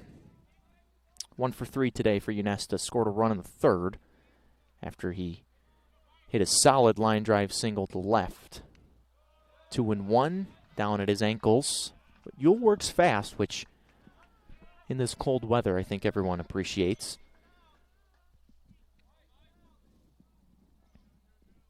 Drew first team All-Conference Carolinas last year at Erskine.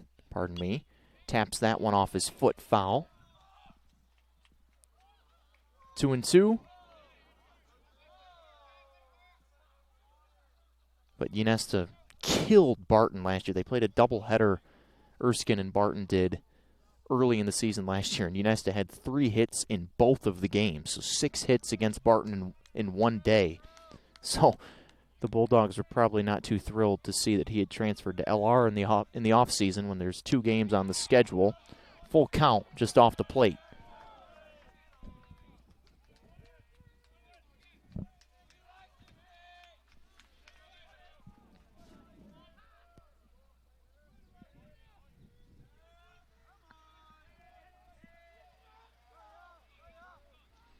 Full count pitch. Ground ball left side. Tough play for Scarand at third, and he can't make it. Yanesta's safe. Hard hit ball. We'll see what the decision is there. But Scaranda just inches inside the line. And it's a hit for Drew Yanesta.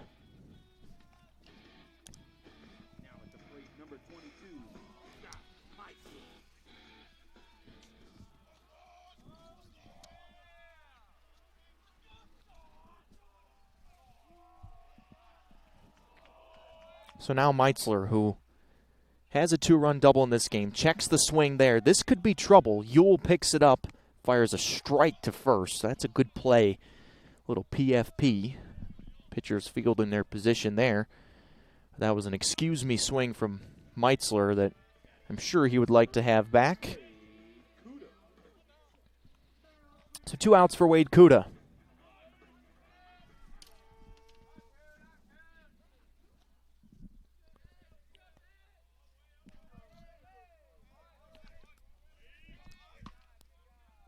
Kuda homered to lead off the second inning. The first pitch of the inning got hit by a pitch in the 6th. Came around to score on the 2-run single by David Bell. Nice pickup back there by Holiday, 2-0.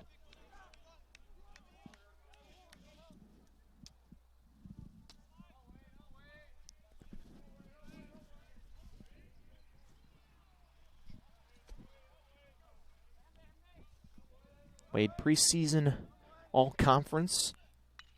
Checks his swing.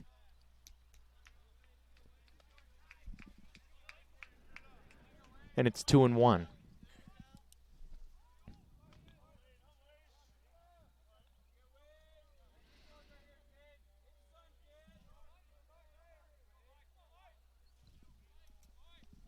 Big spot here. Chance to take the lead back for the Bears for the first time since the third inning. Wave and a miss. Slider that just disappeared there off the hand of Ewell. 2-2. Big opportunity here for Kuda. Unested second. And the 2-2.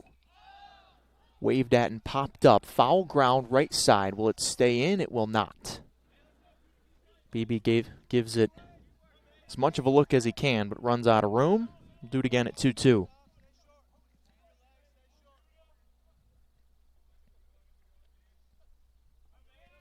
Nesta really can run, too.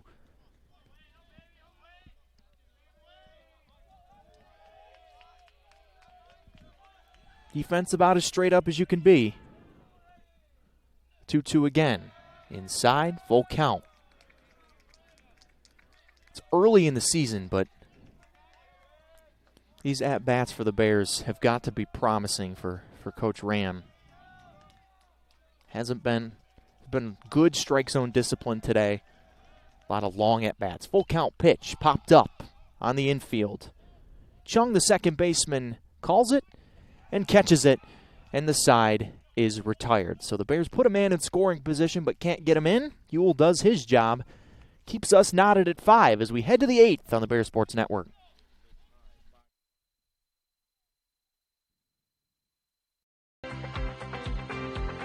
Hometown Ticketing makes it fast and easy to buy tickets on your school's website or in the new Hometown Fan app. It's simple. Just search for your school, buy your tickets, and they'll be right there in your account, ready to be scanned when you get to your event. Download the Hometown Fan app today.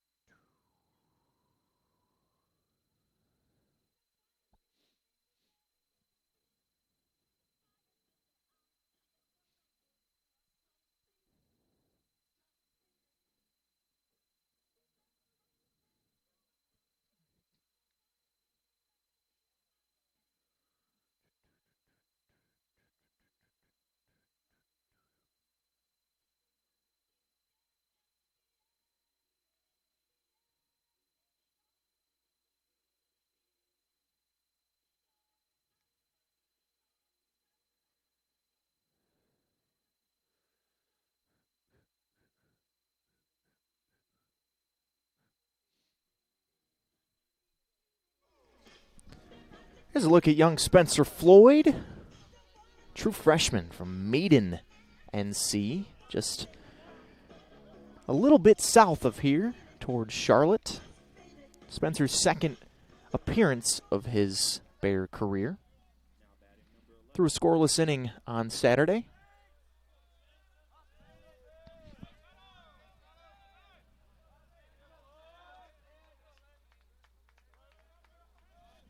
Gave up one hit in that scoreless inning, but struck out a man. And now is in a high leverage situation here. Skips the first pitch into Machado for ball one. So a highly successful seventh inning for Cartret. Strikes out the side, gives way to Floyd. Trying to keep this thing knotted at 5 as we play in the top of the 8th. Strike one. Machado 2 for 3. Single, double, runs scored. Grounded into a fielder's choice last time to end the 5th. As things have really slowed down offensively for Barton. Got the 1 run in the 5th after 2 in the 2nd, 2 in the 4th. 1 in the 2nd, 2 in the 3rd, 2 in the 6th for LR.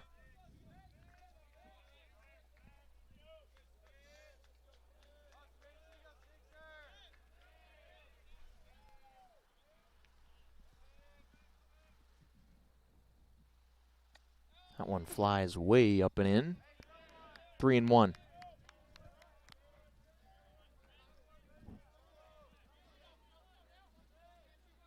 Machado off to a scorching hot start this season.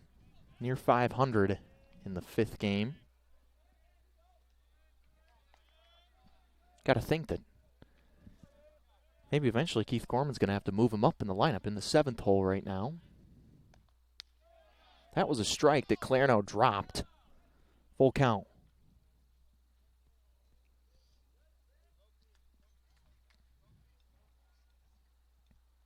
And now Nick will change gloves.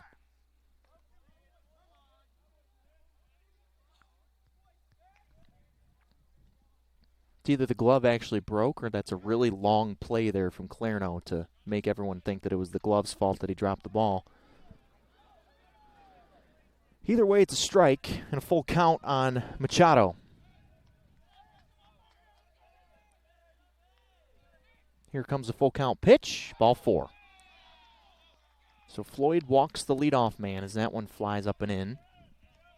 And now, again, the Barton bottom of the order has been just phenomenal today.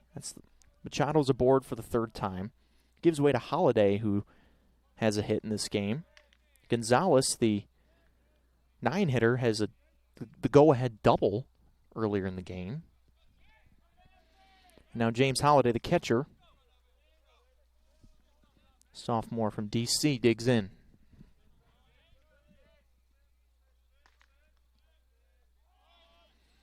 Shows bunt and will bunt. Ynesta lets it roll foul. Clearly a sacrifice bunting situation, but Holiday showed it really earlier than most do in this situation.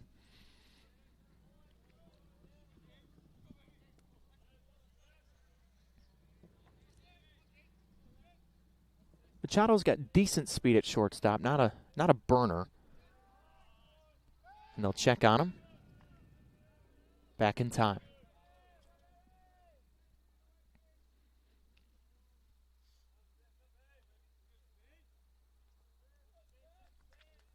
Bears have done well in this area recruiting. They've found a lot of fairly local guys, not necessarily from Hickory, but the surrounding area in the Catawba County.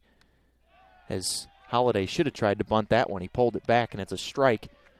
So now with 2 strikes, we'll see if he continues to try to bunt, but probably not. But Floyd, one of those guys. Maiden's probably about 20-25 minutes away from campus here in Hickory. You got other guys from Hudson, a lot of Catawba Valley Community College transfers. In the 0-2. Off the end of the bat, Floyd catches it and has a double play. Great reflexes there by Spencer Floyd. Got handcuffed by the soft line drive. Machado gets doubled out. And the leadoff walk is erased. What a play. It's a freshman that's not blinking in a high leverage situation.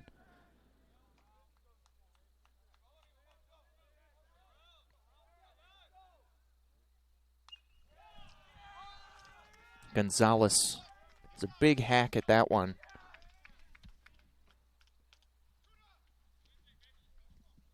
And fouls it back for strike one.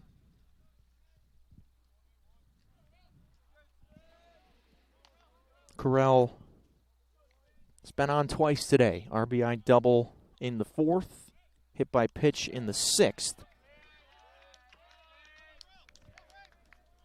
1-1.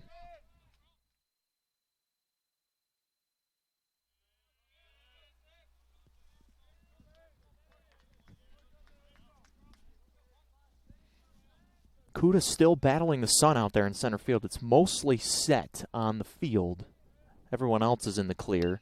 Gonzalez lines this one to right field for a solid line drive base hit. The bottom of the lineup, that's 1, 2, 3, 4, 5 hits in this game. 5 out of the 9 hits for Barton have come from the bottom 3 guys in the lineup, and now the card turns over and Scaranda gets a chance with 2 outs here in the 8th.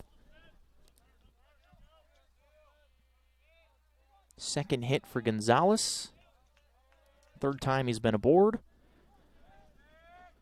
If Barton could get the top of the order, the same spot as the bottom, he'd probably be ahead in this game. Scaranda walked in the 6th. That's the only time he's been aboard today. Pair of flyouts to center field and a strikeout.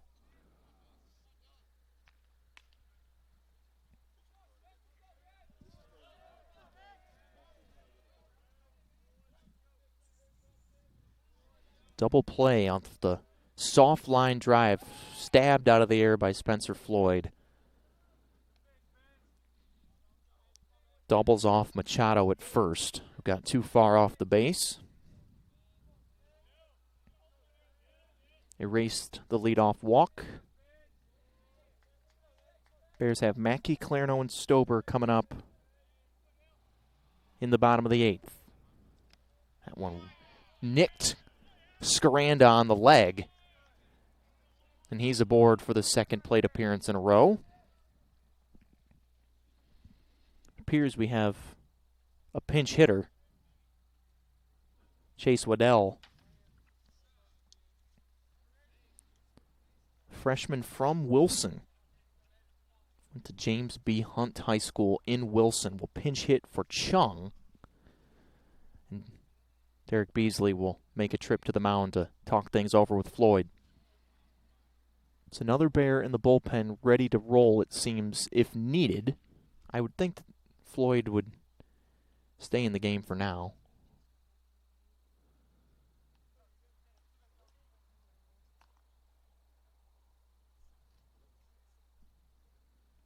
It's a quick chat. Force anywhere right now for LR with runners on first and second.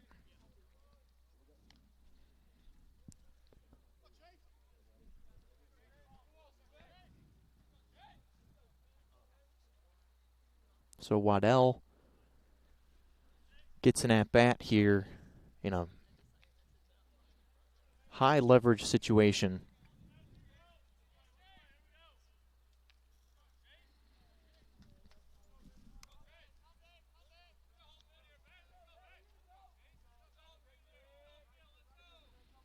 He's 2 for 12 on the season. This is the first game he hasn't started for Barton.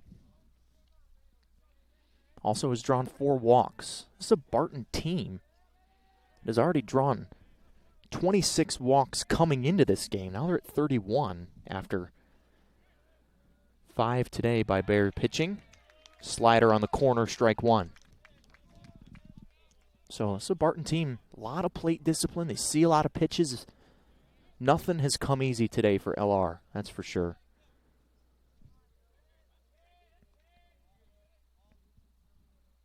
Even though game under 500 a year ago, the Bulldogs, they look like they're going to give people problems in Conference Carolinas. That's a good stab there by Clarno to prevent that thing from going to the backstop. 1-1.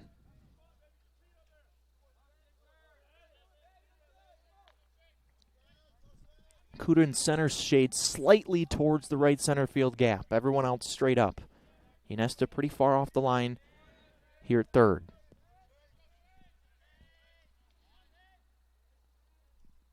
1-1 pitch. Wave and a miss. Floyd on the inner half of the strike zone. Gets it by Waddell there. He's a strike away from getting out of this thing.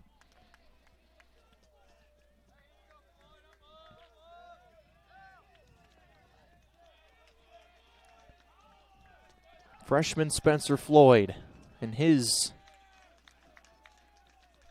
Durham Field debut. Got him on strikes. Paints the corner and strands a couple men in the eighth. Clutch relief pitching in the 7th and 8th innings for the Bears. Keep this game tied. LR will try to take their first lead in a while. Coming up in the bottom of the 8th on the Bears Sports Network.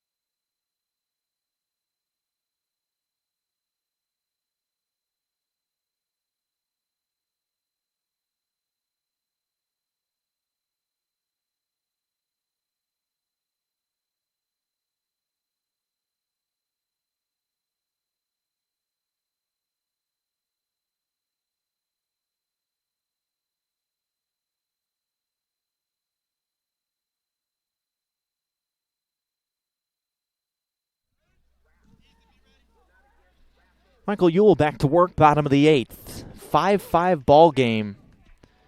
Can't ask for much more if you're a baseball fan. In this home opener 2022, Barton and Lenoir-Rhyne have delivered an entertaining baseball game here today. Some clutch hitting, some clutch pitching. Great defensive plays both sides. And a little bit of everything today. As Matt Mackey digs in and looks at ball one.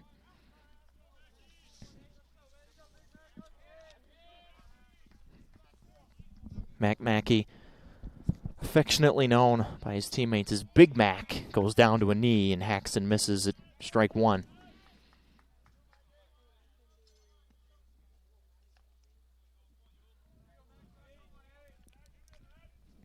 Ewell pitched a scoreless 7th.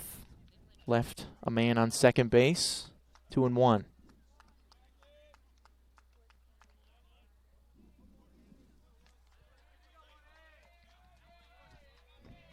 Can't ask for a better day on February 8th. Temperature has gone down to the low 40s as Mackey pops this one to shortstop. Machado calls it, drifts and makes the catch for the first out.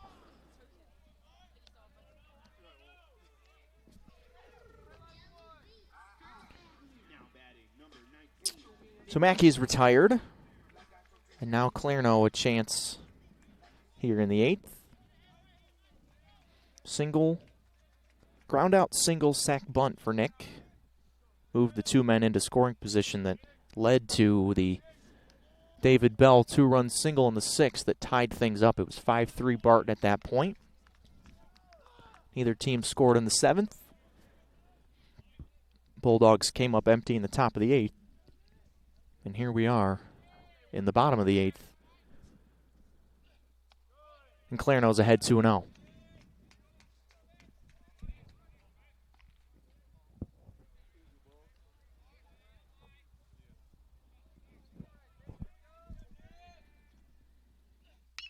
He hammers this one to left field. This ball is gone! Clarno gives the Bears the lead in the 8th. A missile that got out of here in a hurry.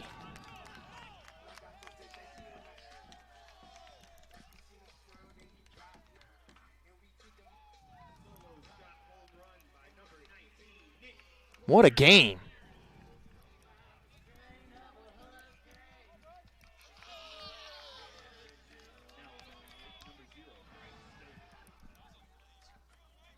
That thing got out of here in 2 seconds.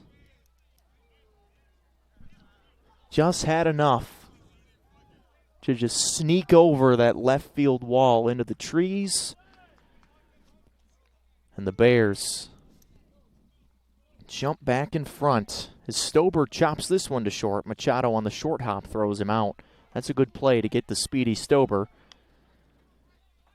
And there's 2 gone. It'll be interesting to see now. This will be a save situation for the Bears in the top of the 9th, who Chris Ramirez sends out. Ben Friebel has kind of been the closer. He had 6 saves in 21.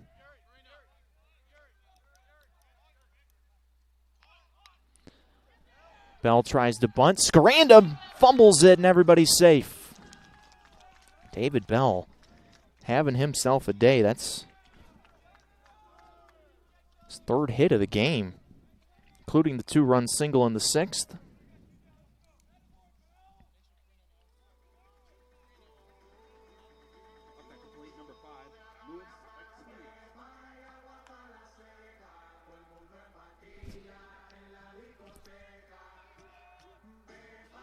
So credited a single there for Bell. And now top of the order's coming up in Atiles. Got the pitch he wanted and just missed it back to the screen for strike 1.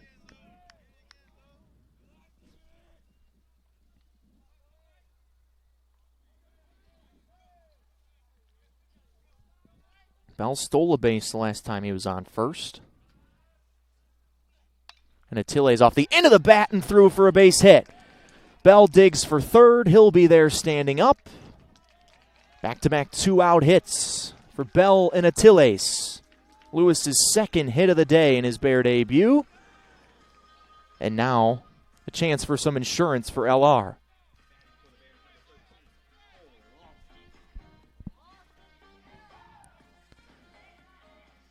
Laskowski now has 2 hits today.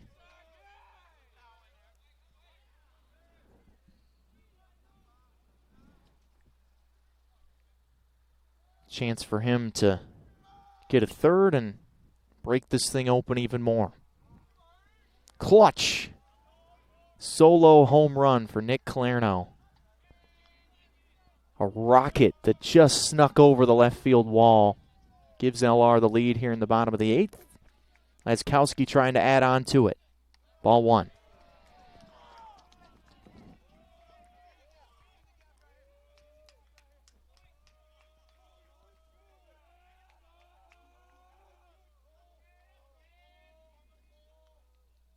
Tilley stays put at first. Laskowski lofts a ball left field. McIsaac lost it for a second, but is able to find it and make the catch to retire the side. But the Bears take the lead. Nick Calerno, the crazy catcher, gives them the lead. Rocket of a solo home run. We head to the 9th. LR trying to close this one out on the home opener in 2022 on the Bear Sports Network.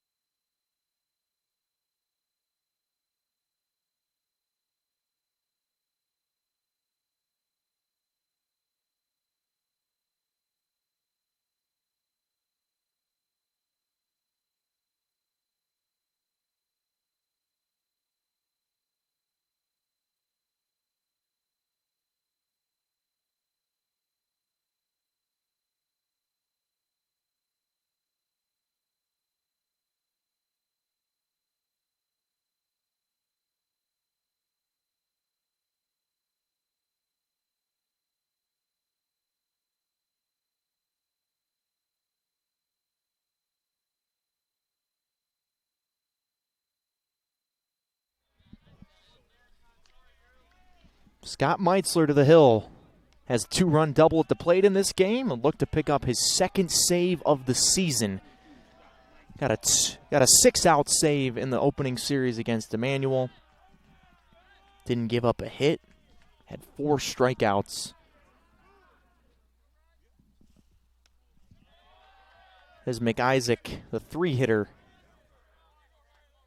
leads things off. McIsaac, Paniagua, Beebe here in the top of the ninth. Meitzler throws gas, is behind 2-0.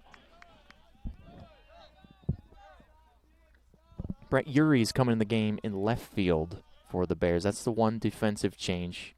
And, pardon me, Anthony Perino is at first base. Strike 1. Right at the top of the zone there to McIsaac. 2 for 4 today. Double, line out, fly out, single. Hit the ball hard every at bat. 2-2 as that one's fouled off into the parking lot. What a great win this would be for either side. Both battled through some adversity. Both pitched it pretty well when it mattered. Both got some clutch hits. Right now the Bears have one more clutch hit.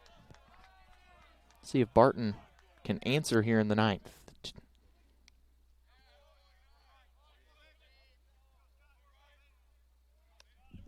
Count is full.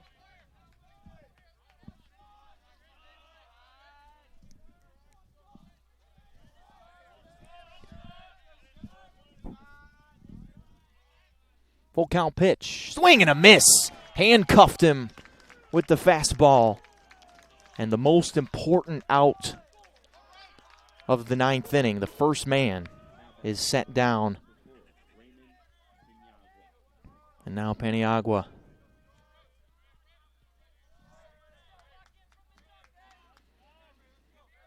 Oh for 4 today. 3 strikeouts, reached on a fielder's choice in the 5th. 2 high, ball 1.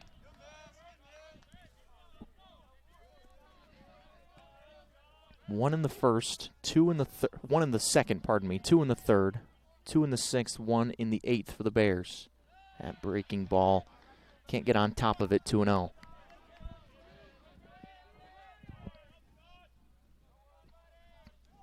It's been a relatively quick game, about 2 hours and 45 minutes here. In the 2-0, 3-0.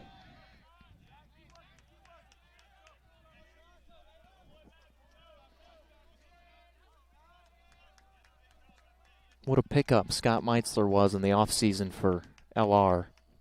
He's done it already with the bat. Done it with the arm too, but just walked Paniagua. So the tying run is aboard for Barton here with 1 out, top of the ninth.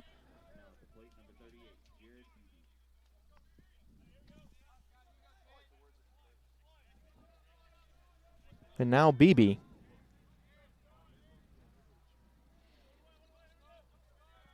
Walk, double, sack, fly, strikeout.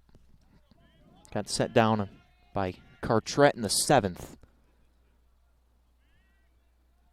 If the Bears are able to hold on to win this game, as this one gets past Clairno, and now the tying run moves up into scoring position.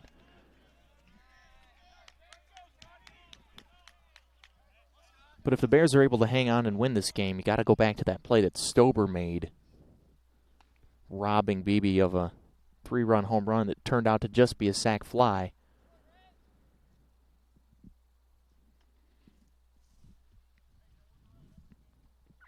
Derek Beasley will have a chat as Meitzler seems to be kind of spraying the ball here last couple at-bats.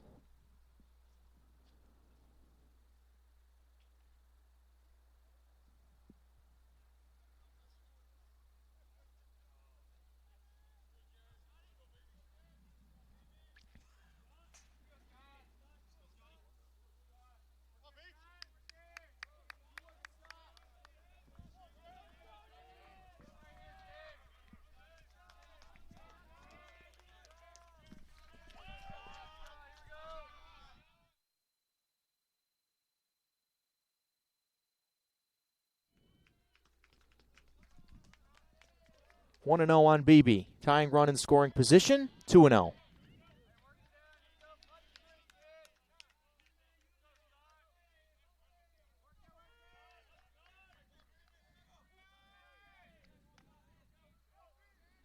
Paniagua at second walked. Moved up on a wild pitch from Meitzler. 3-0. Another walk here wouldn't be, again, the worst thing in the world to set up a potential double play. However, it is the go-ahead run. Walk is certainly better than a base hit if you're the Bears. Meitzler trying to find it here. After struck out the first man of the inning. Finds the zone there, 3-1.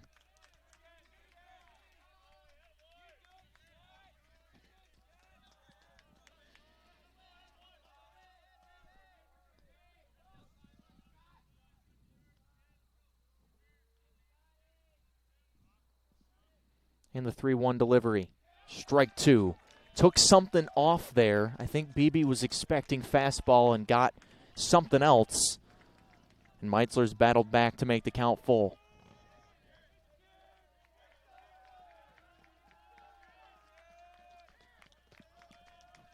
Bear outfield and no doubles depth.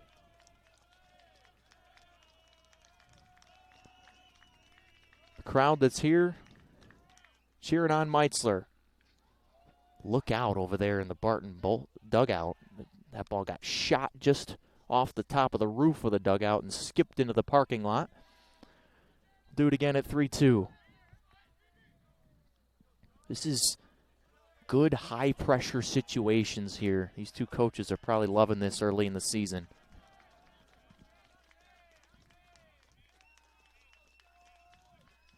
Another full count delivery.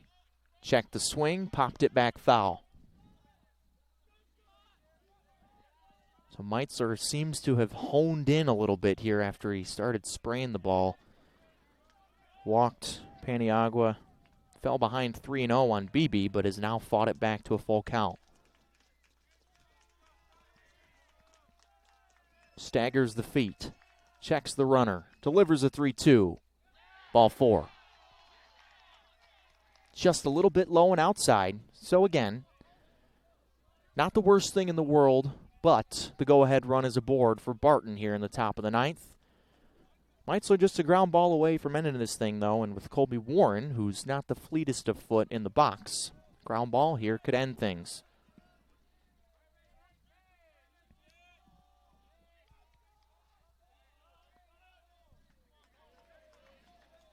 Warren double and a run scored, has struck out 3 times other than that. That one's in the dirt and past Clarno, and the runners will move up.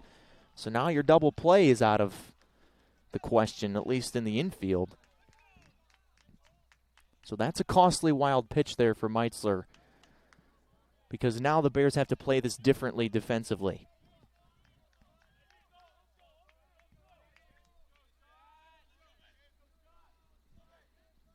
Back to the windup. 2-0.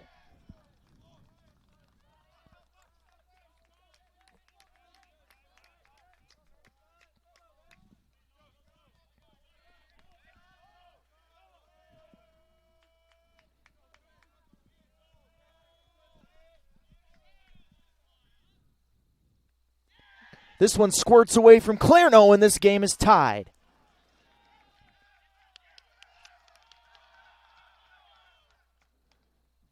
And BB will have to stay at third base there as the ball skipped into the dugout, but everyone gets their base. We're tied at 6. Barton finds a way to knot things back up, and now the go-ahead run is 90 feet away.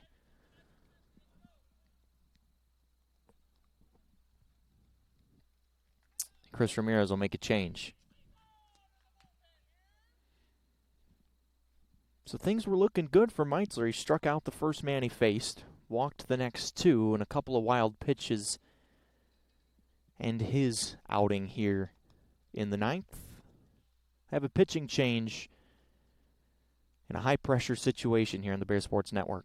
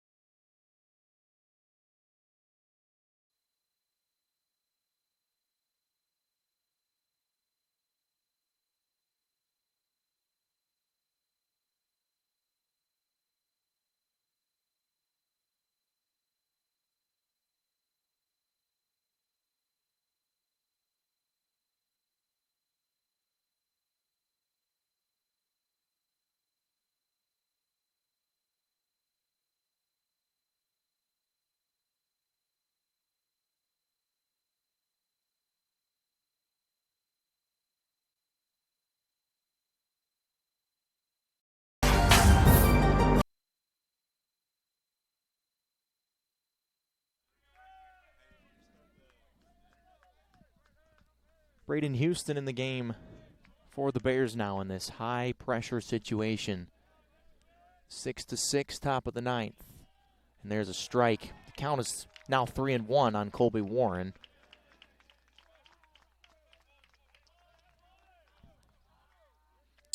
Meitzler got replaced in the middle of the at-bat there by Chris Ramirez.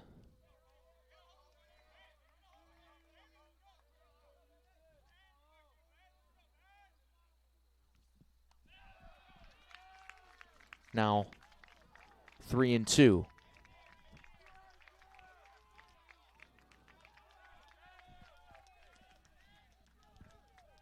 So Houston making his second Bear appearance, native of Iowa City, Iowa. Transferred in Iowa Southwestern Community College. That's a JUCO power in the Midwest. Full count pitch. Swing and a miss. Houston comes out of the bullpen. Already down 3-0 to the batter and throws 3 straight strikes. Warren set down. This game is still tied.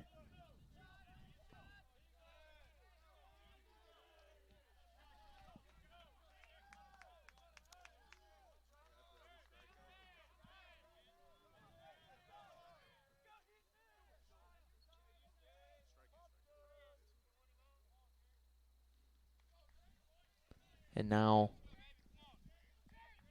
the Bears will put Machado on here, which is smart because he's been on 3 times today. 2 hits and a walk. Trying to let Holiday beat him instead of Machado, if it comes to that. So runners on the corners now, 2 outs, but all that really matters is the batter at this point.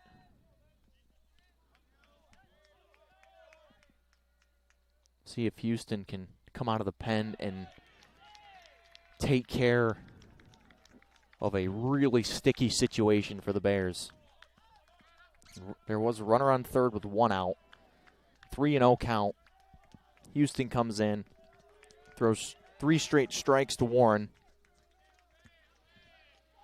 Intentional walk to Machado, and now 1-1 on Holiday. Go-ahead solo home run in the bottom of the 8th inning for Nick Clarno. But Barton was able to tie things up on a wild pitch. Man on third here in the 9th. A couple of wild pitches really hurt the Bears in this half inning. 1-1 coming to Holiday. Ground ball, foul. Look out down here. That's off the foot of Keith Gorman, the head coach. Just got that thing deflected into left field. I can't feel too good because I can't feel my toes. So I would imagine that a lot of other people can't either, and that ball's coming fast. Runners on the corners. 2 outs, 2 strikes. Houston trying to keep this game tied. And he does just that! Strikes out Holiday. And the Bears have a chance now to win it in the bottom of the 9th. What a performance by Houston to come in.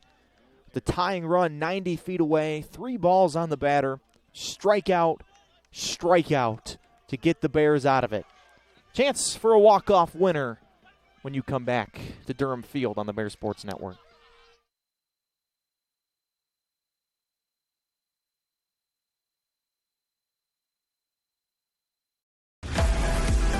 Moret Stadium is an iconic part of LR Athletics, hosting games, tailgating, marching band competitions, sports camps, and graduation ceremonies. The stadium serves as a valued focal point for the greater Hickory area.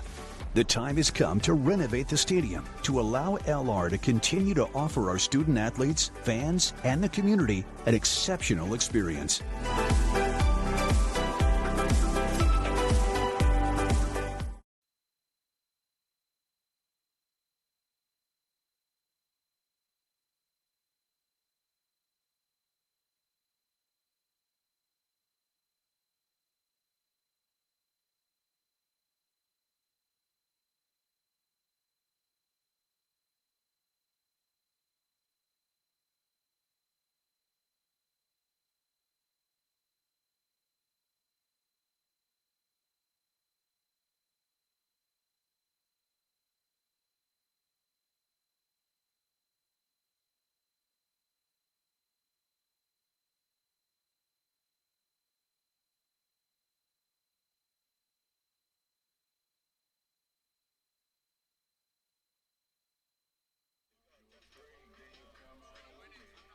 6-6 ball game. Bottom of the 9th inning. What a home opener it's been. Lenoir-Rhyne and Barton tied up. And the new pitcher for Barton is Colby Warren, the man who was at the plate. He was ahead 3-0 when the Bears made the pitching change. Houston came in, threw 3 straight strikes, struck Warren out, and now Warren will go to the mound. Here trying to keep this thing tied and send it to extra innings. Yanesta, Meitzler, Kuda.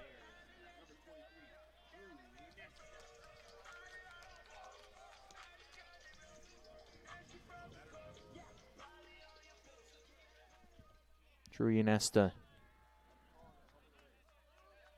2 for 4 today, continues his hot start. He's already got 10 hits in the first 5 games for the Bears. Breaking ball, strike 1.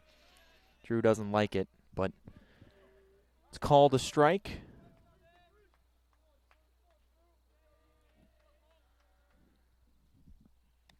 That one floats upstairs for ball 1. Drew can come through here, just continue to live in the nightmares of Barton. Tormented them at Erskine and continues today. Line drive and a base hit through the left side for Drew Yanesta. And the winning run is aboard here to lead off the bottom of the 9th for the Bears.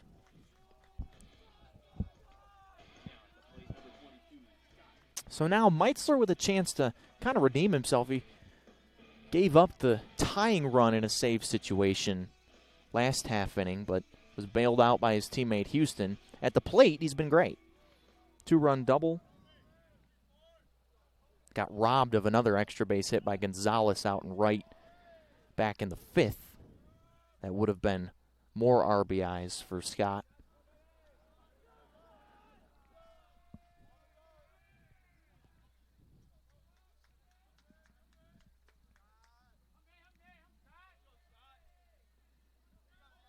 Yanesta did his job to start things off.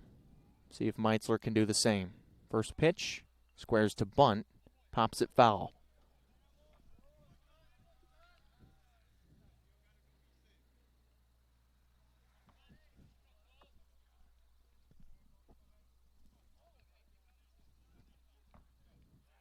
Scaranda at third stays back for now. Couple of steps behind the baseline. BB at first holds. Second baseman Chung.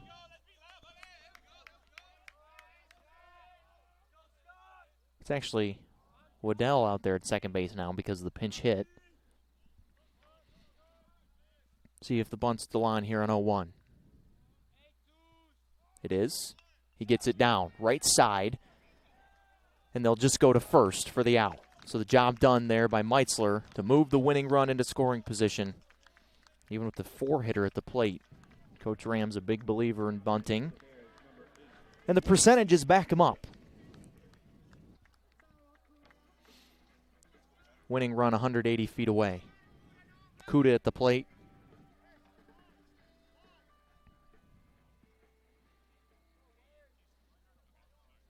Wade's got the home run.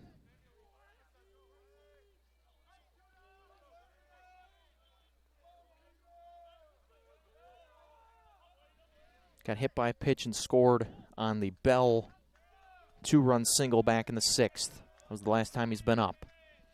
Yanesta at second. First pitch. Strike 1. As low as you can go.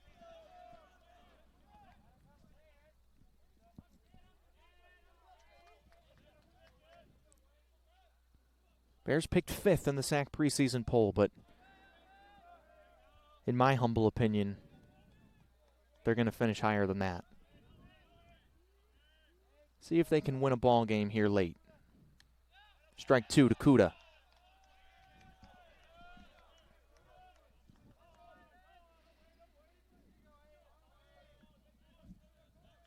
Barton's got experience in these types of games. They went on the road and took a doubleheader from Mount Olive last year when they were number 2 in the country.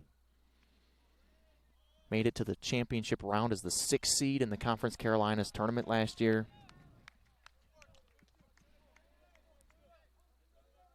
So this is a situation in a year where both of these two have a chance to proved themselves to be among the upper echelon in their respective leagues.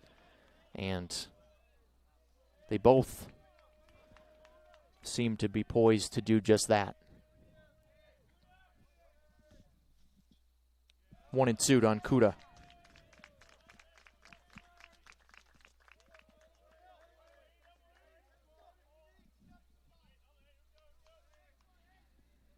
Ynesta led things off in the inning with a line drive single. Meitzler bunted him over to second.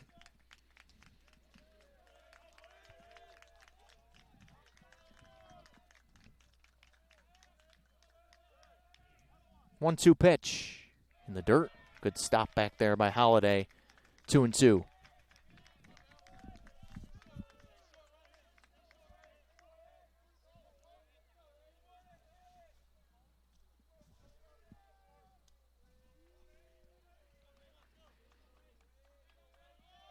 Big opening statement it would be today for the Bears to battle, come back, win a game late. See if Kuda can deliver that for them.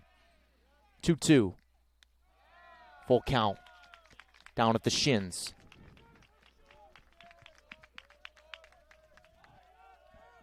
Feedback from Coach Ram from his perch at third base has been stay short, stay short. The power hitting team that the Bears are, they can tend to get a little long in the swing sometimes. And in situations like this, home run would be great, but a base hit would be just as good. What an at-bat by Wade Kuda. He draws a walk. He was down 0-2. Took some borderline pitches and is aboard. And another chance. Well, the first chance of the day for Anthony Perino, who came in defensively for Matt Mackey last half inning. So Anthony, another transfer, who has started, or has gotten the start in each of the first 4 games as the DH. 4 for 14 to start. 1 double. Couple of walks drawn. But with Atile's back, Laskowski moves over to second.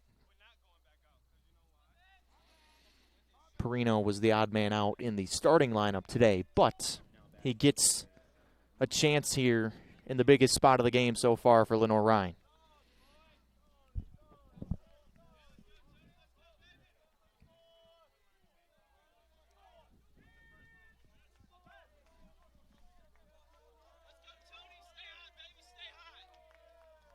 Transfer. Native of Locust Valley, New York. Skies a ball deep right field. Gonzalez going back, looking up. That's a game winner. Anthony Perino sends him home happy in the home opener. How about it?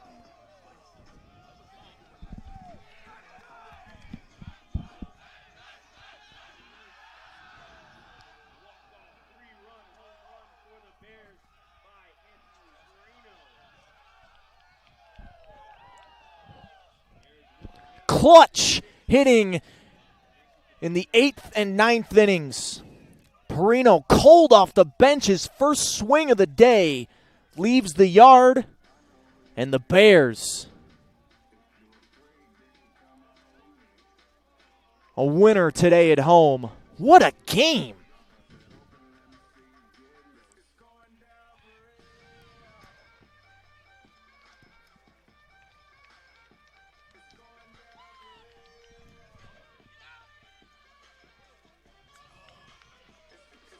That's a microcosm of the way the rest of this season is going to go. Buckle up, folks.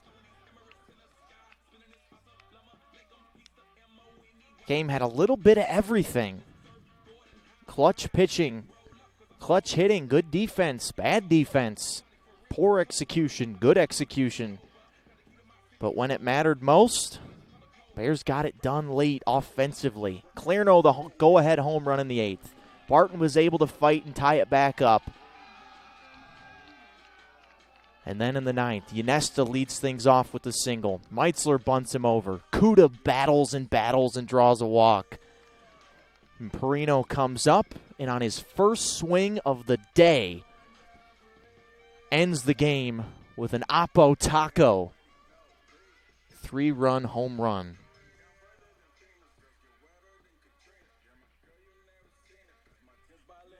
What a day and what a game. Perfect appetizer to a big weekend coming up for the Bears. Hope you enjoyed it as much as I did. Lenoir-Rhyne 9, Barton 6. Your final today from Durham Field. For all of our Bears Sports Network crew, I'm Eric Bach saying so long from Hickory. Big win for the Bears. Perino the hero today as the Bears take down Barton.